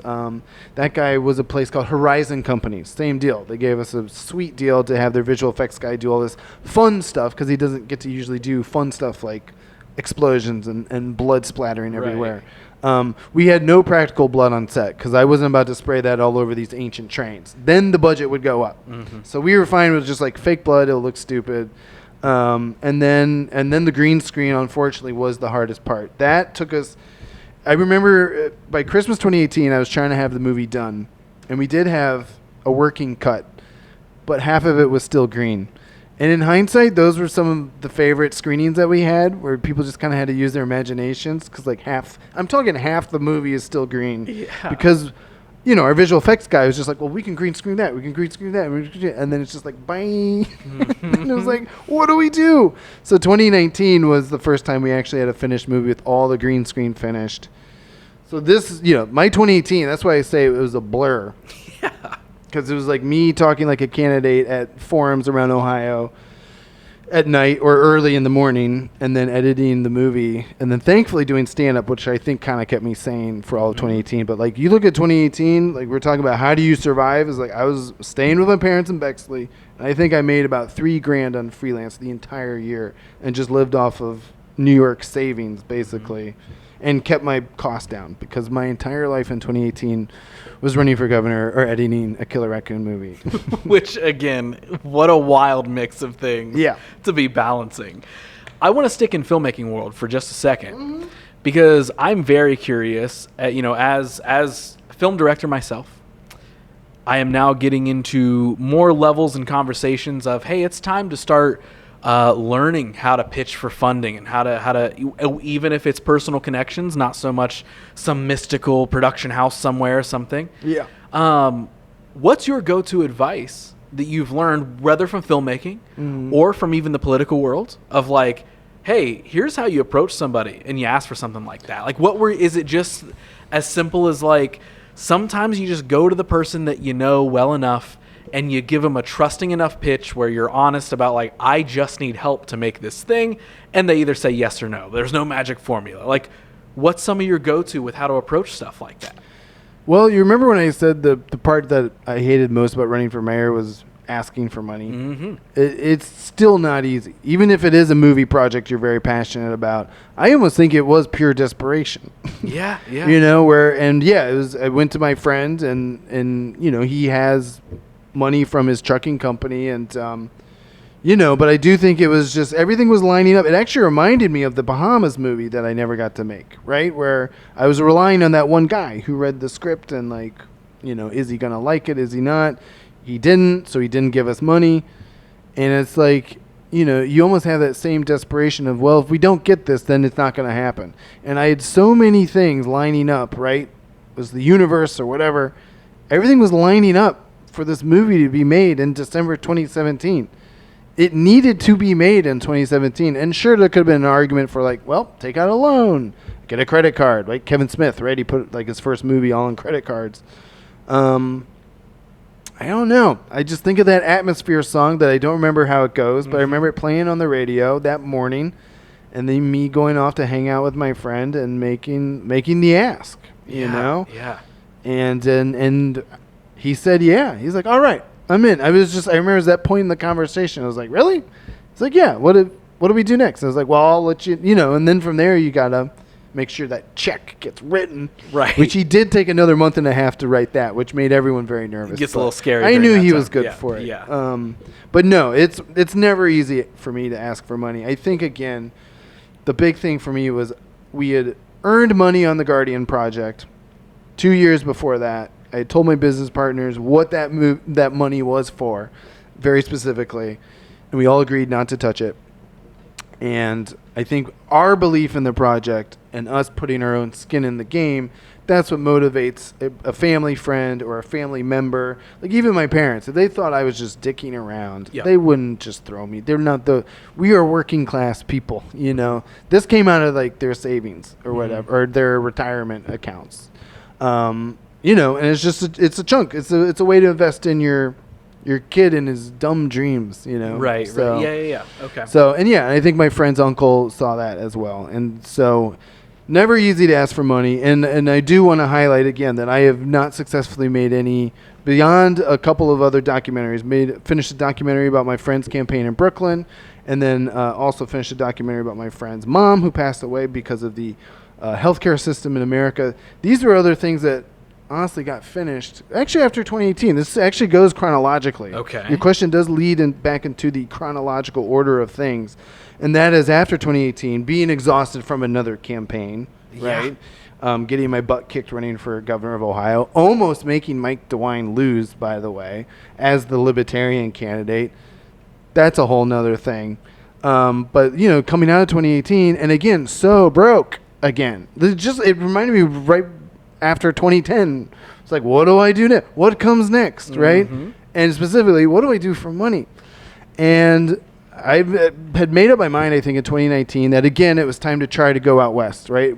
We had Killer Raccoons 2 mostly done. Half of it was green screen. I felt it was a good calling card. You know, we shot part of it in L.A., so I wanted to go milk some connections out there.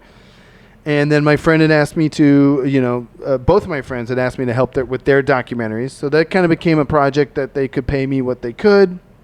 So 2019 was literally, what do I do for money? I'm helping my friends with their 2 documentaries. I'm still trying to finish this Killer Raccoon movie. And I'm sick of politics by that point. I tuned out of politics pretty hard after the governor run. So that's 2019. And lo and behold, guess who pops back up? Good old comedy. I have a comedy album that I recorded in 2017 right here in Columbus, Ohio in April 2017 amidst, again, the whole year where I knew I was leaving New York. I was banking on Ohio, and I made my comedy album, Guy from Ohio, at Mad Lab Theater right in downtown, and produced by a record label out of Kentucky who does like regional comics. And he had called me in October 2017 and said, "Hey, good news, you're getting played on Sirius Radio. That's going to be real good for you." And I was like, "Cool." I had no idea what it meant, and I was also, gearing up to try to make a Raccoon movie. A year and a half later, April 2018, I still owe my record producer money. Like, it's, like $1,100 for him to come up here, do all the recording and editing. My producer, Ross Duncliffe, sweetheart out of Frankfort, Kentucky. He's the so many regional comics signed with his On Tour Records label, right? So I still owe him money in 2019, and I'm like, I'm so broke. And I'm like, I'm so sorry, Ross. I can't pay you anything. He's like, well, you could just start taking some of your Sirius Radio money and diverting it, to me, and I'd probably pay that off pretty quick. And I'm just like, I'm sorry, what money? What radio money? And he's just like, on the phone, he's like, I am so sorry. I should have told you what you have to do. You're getting paid. You're playing on Sirius Radio. You should be getting paid for that. I'm like, how do I get paid for that? And it's a website called soundexchange.org where artists, musicians, comedians, if you're getting played on radio, they keep track of all that. And you just got to go fill it out and give them all your information and be like, here's my album. Sirius Radio was playing 4 of my tracks on the Clean channel, which pays $20 per play, and they've been playing it for a year and a half at that point. And so you could collect pay retroactively? Oh, yeah. Wow. I go to soundexchange.org. I'm so broke. I'm helping my 2 friends' movies. I'm still trying to finish my movie. And I fill out all the paperwork, and then I just look at my bank account one day, and there's $10,000 in there from soundexchange.org. What? I'm like, what? And it's from comedy. It's from the other thing. All the things. And it pops up again, and it literally saves my ass.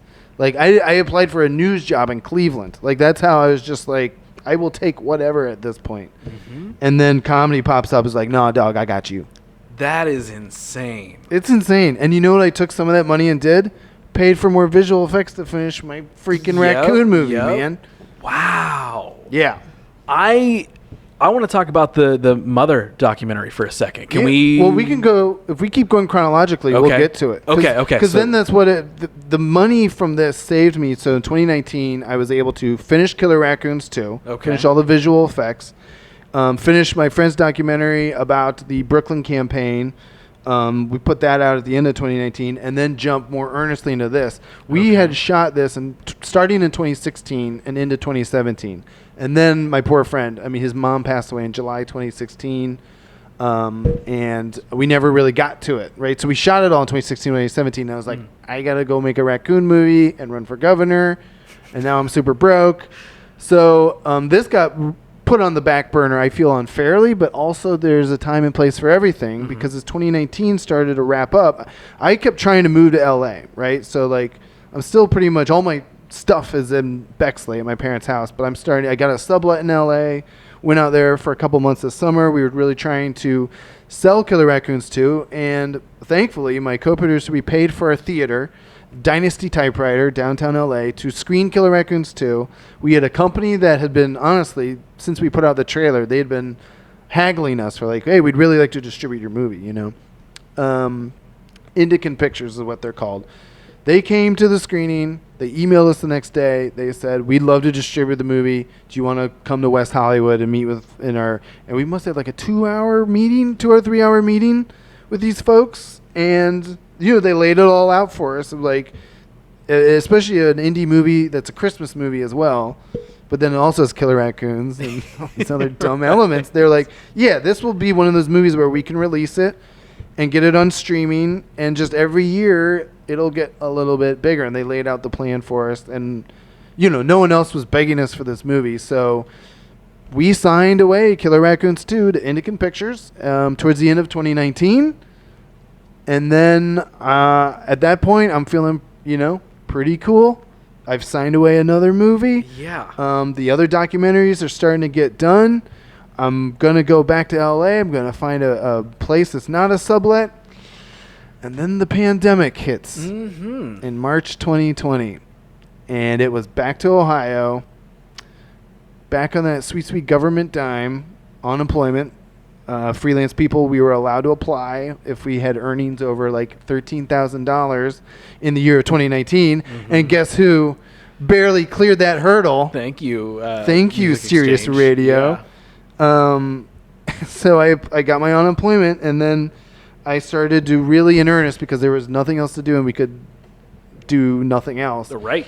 Edit the hell out of my buddy's movie, How America Killed My Mother, in a year where, keep in mind, this movie is about the inadequate healthcare system in America. Yeah. And every day is just another headline of the pandemic and how we have the most inadequate healthcare system in the world even. So and the government was paying me to edit my friend's movie. Like, he was like, I can. It was so nice because he didn't have to pay me anything to edit the movie, you know? That's crazy. Yeah. So that, the timeline works out that we can get to this, because 2020 was literally about me. We finished editing it and released it within 2020 while I was, chilling at a sublet in Clintonville. And the footage was a few years old. Everything had already been shot. That was the other bonkers thing. 2016, right? We mentioned it. Bonkers political year. My friend's mom in New Jersey gambled away all her money as a diabetic at Trump Taj Mahal in Atlantic City a few months before. He's already a presidential candidate in 2016. And she has a diabetic episode, and then she died a few weeks after that from complications of diabetes in July 2016. So then Trump wins, right? And we shoot some more stuff in 2017. And so for Trump to be running again in 2020, we were just like, we have to finish this story, and we have to release it so we can tell everyone, not that just our healthcare system in our country is very systematically incorrect and wrong, but this dude who was president at that time and was running for re-election at that time, and he has since come back again. We just needed to be like, he was literally part of this woman's story. Yes, she was a gambling addict and a diabetic, but when you have a giant casino with your name on it and she loses so much money that she freaks out and passes out, you know what? You're kind of complicit, not just in the system, but in the death of working class Americans, like my friend's mom. So that's why it was like 2020, we had to get this movie done, and I'm very glad we did. And honestly, the timing worked out, because in the meantime, I could go finish my movie, run for governor, yada yada. You know that happens. A couple more side quests, just a couple things. Just the other things, Yep. And so I think I'm very proud of this. I feel this is my best documentary. Talking as filmmakers, How America this one's Killed- still my favorite. Okay. And then the Brooklyn one's the funniest, but these are the true babies. Yeah. Yeah. So, pandemic. Lord knows we were all there. We were there. Yeah. We all experienced oddly similar things. As a fellow doer of a lot of stuff, obviously you had something to preoccupy some time. This documentary, finish it, release it, all that sort of stuff. In general, let's say, throughout, I feel like things got back to a, quote unquote normal 2021, realistically, right? So during that time frame, how are you, like, was editing this documentary and preparing it for release and distribution or whatever, was that kind of enough to fill the cup? Was it still like the moment that these backyard comedy shows that you mentioned earlier start popping up, you're jumping immediately into those? Like, as somebody who, again, also likes to do a lot of stuff, what's that year or so feel like where we're not totally capable of fully doing all the things? I mean, travel's not really going to be checked. The box isn't going to be checked very much during that. Yeah. So that time frame, walk me through it. Yeah. So 2020 starts, and like anybody, I went into the year thinking, all kinds of great things were going to happen. Killer Raccoons. I was going to move to LA, and then pandemic. And so comedy. I was preparing to do another album, honestly. I was so happy that this one had, saved me, and now I know how it works. Like, if you do clean tracks, it pays more on Sirius Radio. So I was, like, literally going into 2020, like, I'm ready to do another album. That comedy went away. Travel, absolutely, went away. Politics, still pretty sick of it, honestly. So this movie, and it's a documentary, so I would say it's a bit journalistic in a way. And sure, I'm editing old footage, but we had to like it was kind of nice because I feel if we had finished this right away in like 2016, 2017, we wouldn't have been able to tell a more complete story. Being 4 years from when my friend's mom actually passed away, and being able to tell that story more in hindsight and how it relates to 2020, and then again having this huge healthcare crisis happen while we're finishing this movie, I think it really helped us get it done, and get it done correctly. But again, in terms of like my cheddar, that was coming from the government. Every week you get a check, especially for your freelance, and then they're giving us a little extra. So that worked out probably until the end of July 2020. And at that point, I did get a little restless, and I decided to bring back 2 other things. And I took a campaign job in Wyoming. So we brought in, random. Okay. So it was local libertarians running against Republicans for state house offices in Wyoming. It was literally a thing I got an email about in like February 2020. I was like, that would be cool. And then by July 2020, I was like, that seems to be the only thing to do to get out of this sublet in Clintonville. Dude, you and these emails with potentially interesting things. That's what I'm saying. Check your emails, folks. Yeah, there might be some interesting stuff in there. That's the real lesson here. You never know. And I applied, and I actually knew the guy who was running it because I know these wacky libertarians from 10 years of being involved. But I also liked the project. We were talking about running third-party candidates against vulnerable Republicans, specifically in Wyoming, because it's all Republican conservative in Wyoming. But in a Wyoming district, in the State House district, the population of Wyoming is 500,000 people. And you have 100 districts, so each State House district is 5,000 people. 35 people win or vote at all, so your win number is like 2,000 votes. Incredibly doable in terms of the actual nuts and bolts of political science. So I basically got this documentary to a good place by July 2020. Sometimes you can only sit with a project so much. I mean, you're like, all right, get your eyes off of it. Yep. Send it around to some people, get some thoughts, we'll come back. And so, I bring back traveling and I bring back politics at a time, by the way, the end of July 2020, when Killer Raccoons 2 is released by Indican Pictures. They had a whole different plan of putting it out, obviously, with screenings and everything else. But instead, the only thing they could do is put it in like one theater that was open, I think in Shaker Heights, Cleveland area, and then put it on streaming.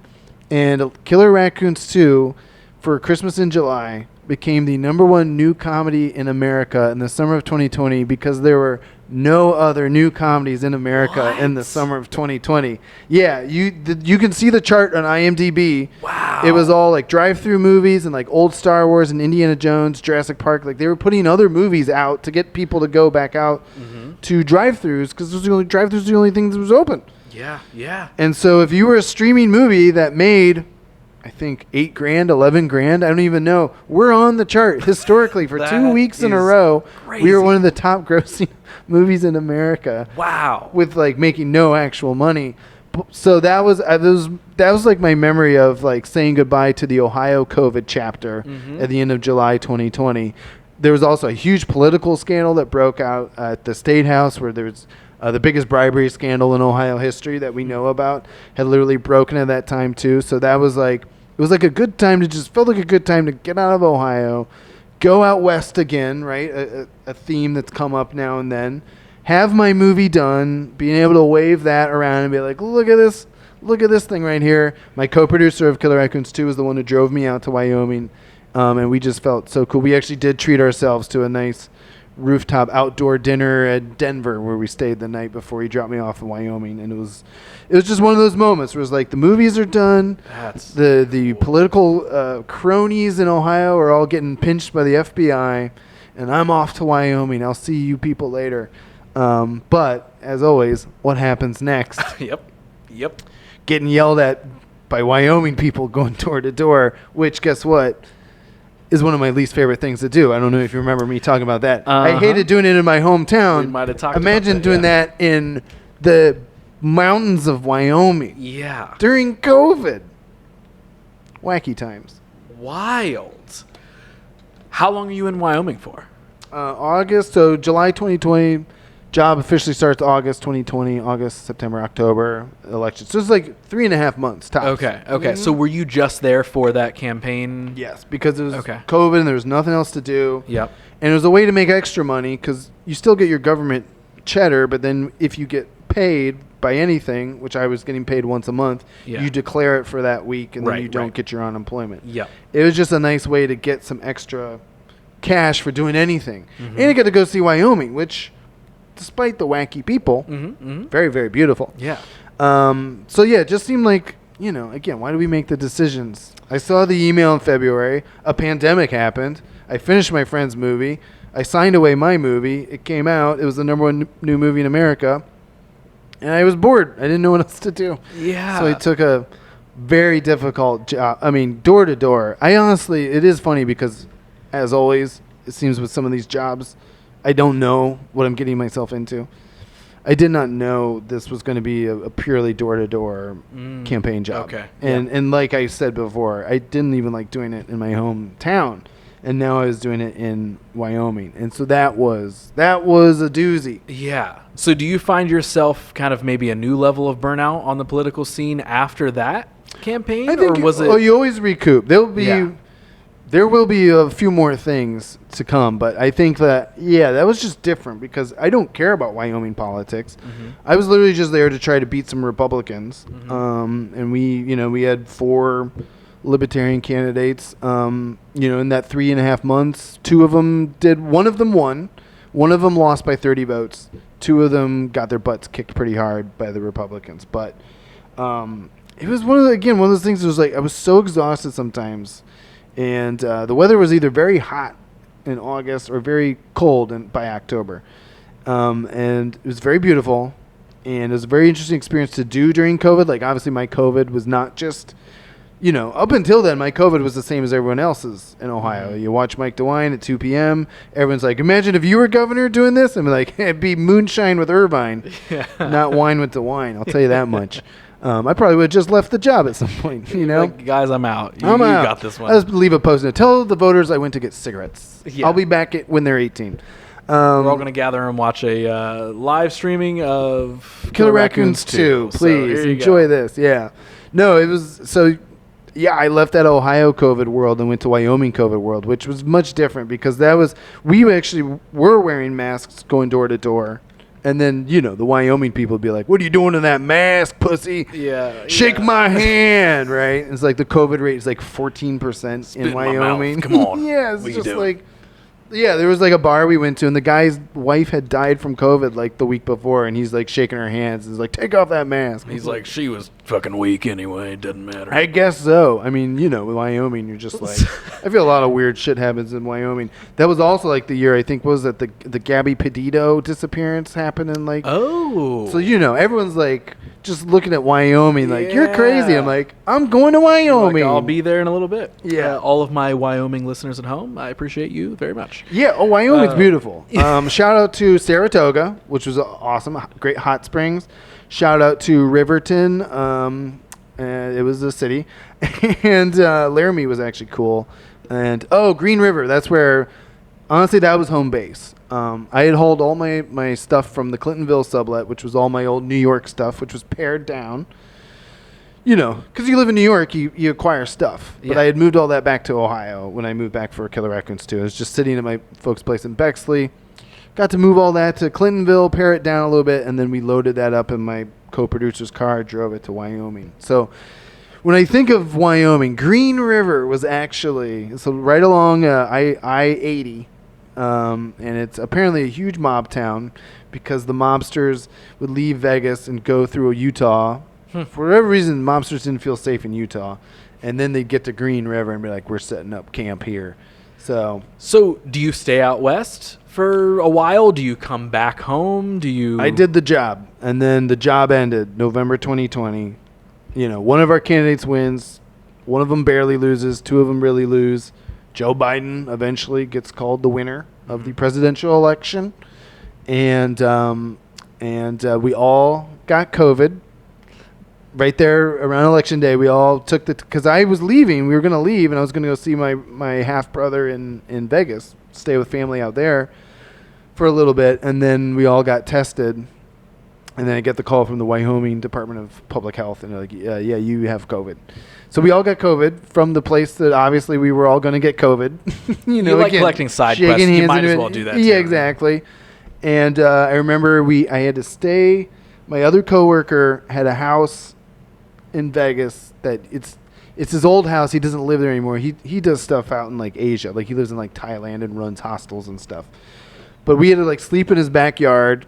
Because his roommate who watches the house was like, we don't want to give this guy COVID. So that's where I was. I was sleeping in a like an enclosed piece of backyard furniture, not a tent, on these couches in Vegas when we started to get the news that Joe Biden had won. He won by Saturday. What? They like declared that he had won. And I was laying there with COVID, and it was like, and everyone's like so happy, and I'm just like exhausted, sleeping outside with the disease, yeah. And then from there, I hauled my shit to LA, and I kept it at my friends from New York, the friends who I was actually making the documentaries for and everything. They have a podcast company called Last Podcast Network. Their flagship podcast is called Last Podcast on the Left. They are my friends from New York again, and they had all moved to LA. And I took my stuff there at the end of 2020, came back here for the holidays to kind of wrap up a wacky, 2020 year. And at that point, I was finally like, I saved up money from the Wyoming job and on the unemployment, and my friends with the documentaries in LA is like, I am going to make this LA thing work finally. And that's how I started my 2021, was going back to LA. Killer Raccoons 2 screened at a drive-through, which made us eligible for the Academy Awards. It was an honor just to be eligible. 366 movies eligible, one for each day of 2020, and we were one of them. Amazing. When they released the list, everyone was like, there's a movie called Killer Raccoons 2 that is apparently eligible for the Academy Awards. Incredible. So we mounted a very lo-fi campaign to try to get nominated for something. Of course. It was so funny because the bar was so low in 2020. You literally just had to go on the Academy's website and fill out a form.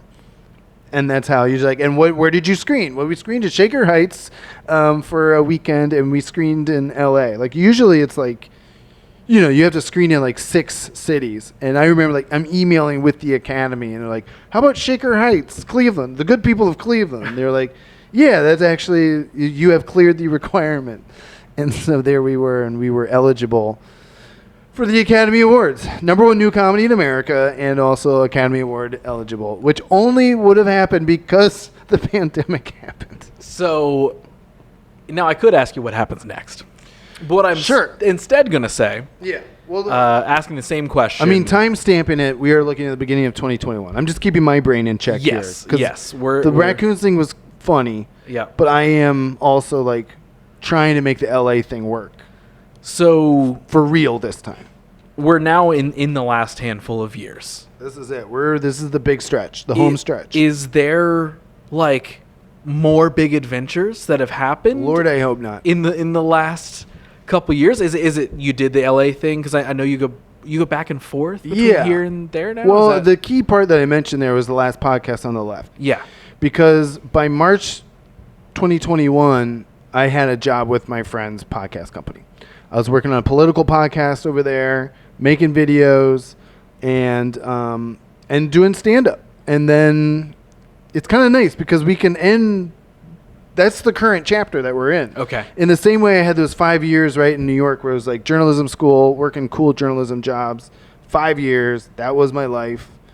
Still cool stuff that happened in there, but we can kind of package that as the New York chapter. I am currently in the LA chapter, and the LA chapter started with me and my friends from Last Podcast Network, my New York comedy friends, going to watch Killer Raccoons 2, this drive-through, and then me somehow getting a job with them, and that's who I still work for to this day. It's Last Podcast amazing. Network. Yeah, and it's like I can do stuff from here. I shoot videos when I'm there. I edit videos when I'm here. I can do my podcast, from here. It's obviously more fun sometimes to do it in the studio out there. And I don't know, man, somehow making it work. Yeah. But it's still full circle, all the things. I'm traveling back and forth between here and LA. I'm talking about politics on the podcast. Podcasting is journalism. We're a conversation. We're teaching. We're learning. Edutainment. Making videos. So no movies necessarily in the works. But what's nice is, we still show these movies. Mm-hmm. We still have screenings. We have people come and we do little Q&As after. Killer Raccoons 2, every Christmas since 2020 gets a little bit bigger, better, and dumber every year. I mean, what else? We do our annual screenings at Studio 35. But like last year, we were on Tubi, and that's when people can watch your movie for free with ads. That's when your Letterboxd reviews blow up. Gen Z loves the movie. We are talking 1-star reviews and 5-star reviews, and that's it. People either love it or they hate it, and that's the perfect place for Killer Raccoons 2 to land. Is it a calling card? Will I ever get to make another movie? I hope so, but right now it is very important, I think, to enjoy the present. There's been a few political projects in there, just, like things like PACs and I've always got my eye on the State House now. Mm-hmm. Like since that big bribery scandal broke in 2020, now I'm like, I read so much news, not just to cover it for the podcast, but so I know what's happening here in Ohio. And, just to kind of tell my friends and family what's coming down the pike, Yeah. Are they going to be cutting Ohio Medicaid this year? Maybe, right? Just things like that. So the politics is kind of my mornings, and the videos and the podcasting and the movies, the comedy is kind of my afternoons and the evenings. Mm-hmm. And so now it's come to this point, and then, travel back and forth between here in LA. So it is a point where it's like the 5 things are kind of all happening all at once, and they're happening at different hours of the day.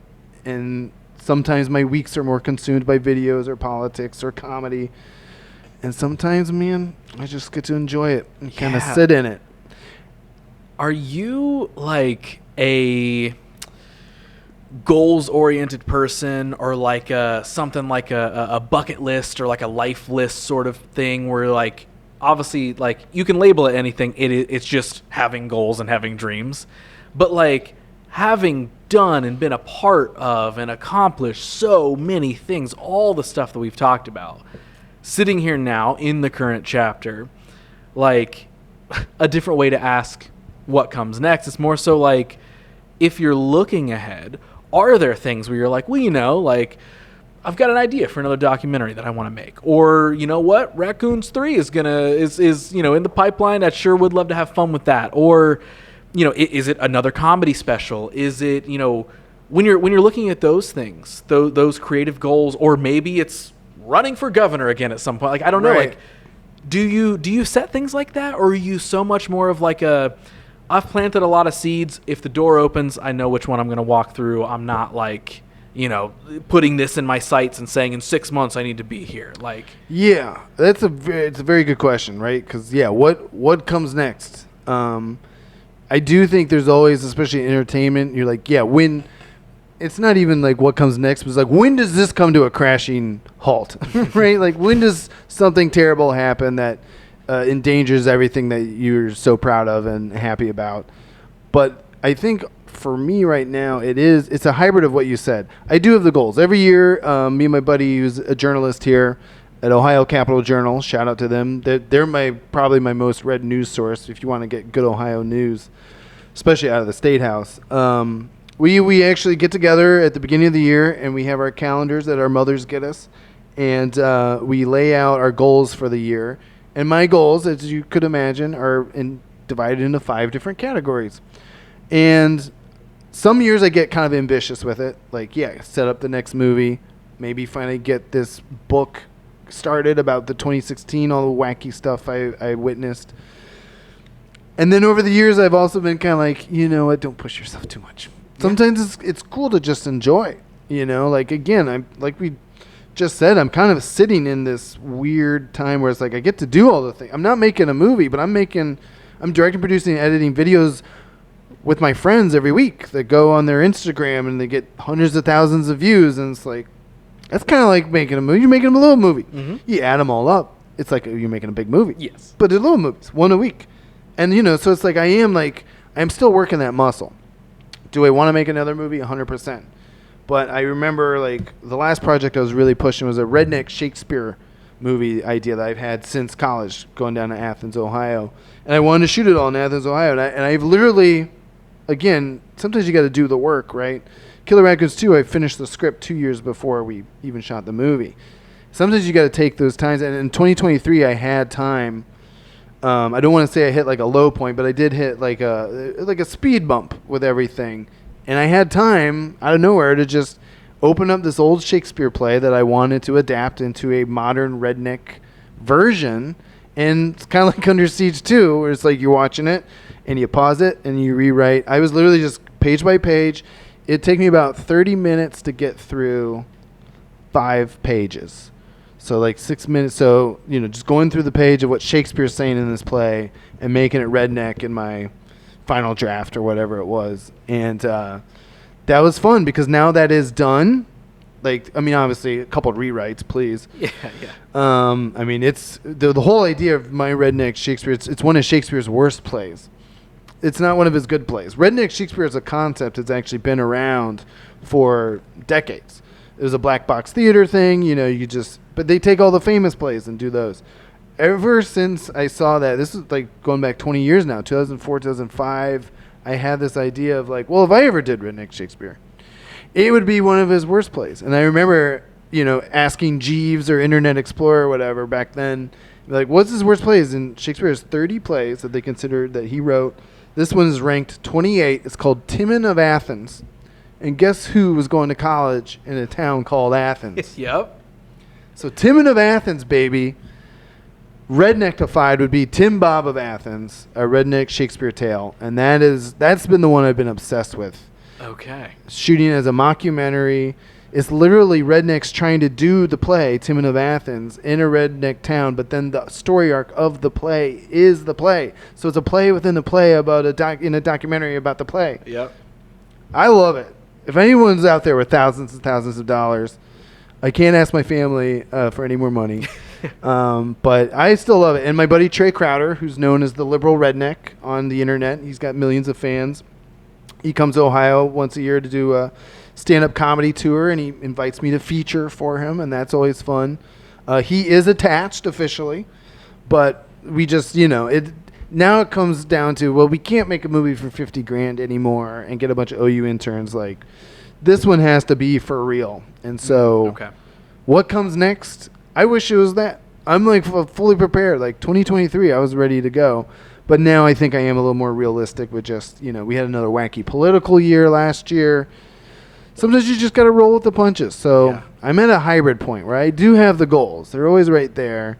But I'm also fine, like you were saying, just hey, if that door opens, that redneck, if somebody's outside that door and be like, I need a redneck Shakespeare movie now, I'd be like, well, hello, sir. Yeah. Tim Bob of Athens. Check it out. Is there any part, my creative brain is kicking in for a second. Is there any part of you that thinks that with your friend with a large following, even in a simplistic version, you guys could film a proof of concept that's 5 minutes worth of the thing and then use, some established platforms to try and get the funding for I have shot sizzle stuff in Athens with my Killer Raccoons 2 actors. Yeah. I have shot sizzle stuff in L.A. with my L.A. actors.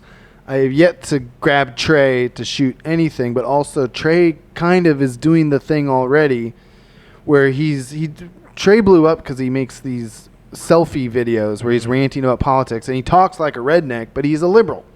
Imagine that. The concept blew up. The last 8 years, 2016 is when he blew up, actually. And watching him do that, because I had known him from just comedy festivals and stuff, I think the first time me and Trey really talked, I was of course being you need to run for office, buddy. Run for Congress here in Knoxville or wherever we are. And it's cool to see your friends. It's the Last Podcast guys, or Sam Talent or James Adomian. It's I've got all these friends who's just we've known each other so long, and we've seen each other all go through all the being broke and being creatives struggling. That now it's kind of nice to be almost in this midpoint of our lives where everyone's at least comfortable, you know. I don't think anybody's, you know, like a multi-millionaire, except maybe some of them. But it's like, I don't know, we're all just the same people. Yep. And so I think that's cool too. I get to sometimes, you know, when you're really thinking like what comes next, or like what is even like the purpose of all this, as we like to say in comedy, when the edible hits. What do you want to do, man? It's like, I want to make funny stuff with my friends. Mm-hmm. Ever since I was a kid, that's what I wanted to do. Is just I want to make funny content with my friends, videos, sketches, stand up, whatever it is. And it's like, I am technically doing that. Me and my journalist friend, we've been friends for 20 years since college. We met at OU, and it's just like, if we could go back and tell the college versions of ourselves, it's just like, hey, you technically go and make money doing this. Like, if you told college Travis I was getting paid to make videos with my friends, to do comedy, again, when I fill out my taxes, what is this? It's last year it said video producer and comedian, and that was it. I'm just like, what? Yeah. Like, that's insane. So it's like, I think there's times when you really do just gotta enjoy it. Mm-hmm. These are the good years. These are the years you're gonna look back, you know, when you're shitting yourself in the nursing home and just like, man, I was pretty cool for a long time. Yeah. I made movies and all kinds of fun stuff. Right. Where are my pills? Yeah. Yep. What was I talking about? Who am I? Dude, this is one of my favorite conversations I've had on the show. I'm sorry about that. No, like, we gotta get cooler guests. Nope. Truthfully, we're the cool guys. Truthfully, this has been just I appreciate the way we dug into each chapter, and more so the fact that there was it's just wild that there was interesting things to talk about almost on a yearly basis. Well, and I appreciate going chronological, because that is how I keep track of things. Yeah. But then you did make me, when you'd ask very good questions about, well, how do we get it? Then it was like, oh, right. Well, there was this thing in Nigeria. Right? I had to remember other things that happened chronologically, because sometimes you bury some things mentally. Of course, you're just like, oh, this one thing happened and I can't remember how I got there. Oh wait, yeah, it was. Oh right, I got fired for making fun of the president of Nigeria being in a coma. Which is what a specific sentence and what a wild sentence. Yeah, man, I gotta ask before we wrap things up: is there anything you feel like we haven't touched on? Anything? Because I'll also say that with the caveat of. There's so many things that you've shared and so many things that you've even said, like, hey, this could be a whole other conversation on its own. I know we could sit here for another 3 hours for sure. Yeah. But for the sake of story or anything like that, is there anything big that you're like, hey, I helped cover up a murder back in 2013 and we didn't talk about that? I wish I was that cool. No, I think there's we touched on a lot of themes. I clearly love my home. I love my community. I love my friends, my family. I love the things that I do. To prepare for your podcast, I did another Columbus comedy podcast. And I remember I went in, I was like, I only know how to talk about 3 things: comedy, politics, and movies. But sometimes knowing those things and immersing yourself in those things, and more importantly, loving those things, right? Again, if I can't talk about science. I was pretty good at science in high school, but I ain't no scientist, and I can't talk about that. So the things that I do love, those are the things I know how to talk about. And I just try to, I want politics to be accessible for people. I want movies to be made by indie filmmakers, especially here in Ohio. I want people to go to comedy shows and have fun. I don't want people to be scared of traveling outside of their comfort zones. I don't want people to be scared of journalism and learning new things. So it all comes back to embracing the randomness, and a spoonful of sugar helps the medicine go down. So get out there and have fun. Take some medicine. It's probably good for you. This might be the answer to this question, and if it is, we'll just leave it at that. But I end all these episodes with the exact same question. If you knew right now that you had a live mic attached to everybody in the world, we're throwing logic out the window, everybody can hear you and understand you. You get this one moment to speak one thing to everybody. Share one major thing that you leave everybody with. What are you telling them? And what, more than anything, do you really want everyone to hear? What do you want to do with your life? Because that's all you got, is what you do with it. I don't want to quote from The Hobbit or whatever too much, but it's not just the time that you have here, it's what you do with the time you have here. And I think there was, even since I was a kid, not to harp on the concept of death or anything, but when I learned what that was, I was like, you telling me this wraps up? I don't get to do stuff anymore? I think there's always been a sense of not necessarily a race against time or that I'm constantly running out of time, but I want to make sure as I have my calendar that I am spending my time doing things that I want to do. And I hope everybody gets to do that. Don't lose track of everything else, but don't lose yourself either. There's a way to be yourself, do what you love, and do a lot of it. And you could do that for your whole life, and it'll probably be very fulfilling. Even when you're shitting yourself in that nursing home and you don't remember where you are. Travis, I cannot thank you enough, dude. This was so much fun. Thank you. Legitimately, Thanks for having me. This was a blast of an interview. I'm glad we got to align schedules and make this happen. I'll finally put on my cool guy glasses. Yeah. We'll end it with the cool guy glasses. Love that. Well, with the cool guy glasses now on, to our listeners and viewers at home, there's a lot of stuff we talked about in this episode, whether it's your comedy, whether it's the docs, any of that sort of stuff. Where can people go seek all these things out? Where can they find you and everything that you're doing? Sure. Travis Irvine, USA, on all social media channels. By all social media channels, I mean Facebook, Instagram, and I think I'm still on Twitter. I don't do much on there anymore, but I'm still on there. That's it. I never did the TikToks. And Blue Sky, I'm just like, well, you want me to get yelled at on another platform? I don't know, thanks. But the comedy album's Guy from Ohio. I'm always very proud of it. It's on all the places that have comedy albums. Amazon, Apple Music, Spotify. Very proud of it. Recorded right here in Columbus, Ohio. This was 10 years of stand-up comedy pushed into a 45-minute album. And the goal is to do that again, hopefully, by 2027. American Mayor, my first short documentary. Love that one. How America Killed My Mother. Probably my best documentary and still so relevant. And then, of course, the first Killer Raccoons movie you can find on Troma. It is very obscure. Again, we made it for $5,000. If you like that kind of thing, I'd say seek it out. If not, Killer Raccoons 2 Dark Christmas in the Dark is found everywhere because you just type it into your streaming service app, your Roku's, whatever. It will pop up. And also, like any good sequel, we tell you what happened in the first movie over and over and over in the first 20 minutes of the sequel. So you don't even need to see the first movie. We update you. You know what happened. So check it out. And have fun. I think that's the other thing. We're going to have fun. Whatever you do out there. Just make sure you're enjoying yourself. Dude, I had fun with this, and I can't thank you I enjoyed enough, myself. Man. Thank you so freaking much, man. We made a podcast. That's it. Look at us. We did it. Millions of years of evolution. We did it. Millions of years of evolution, all here making millions of dollars on a podcast. Oh, God. Can we use some of that for Redneck Shakespeare?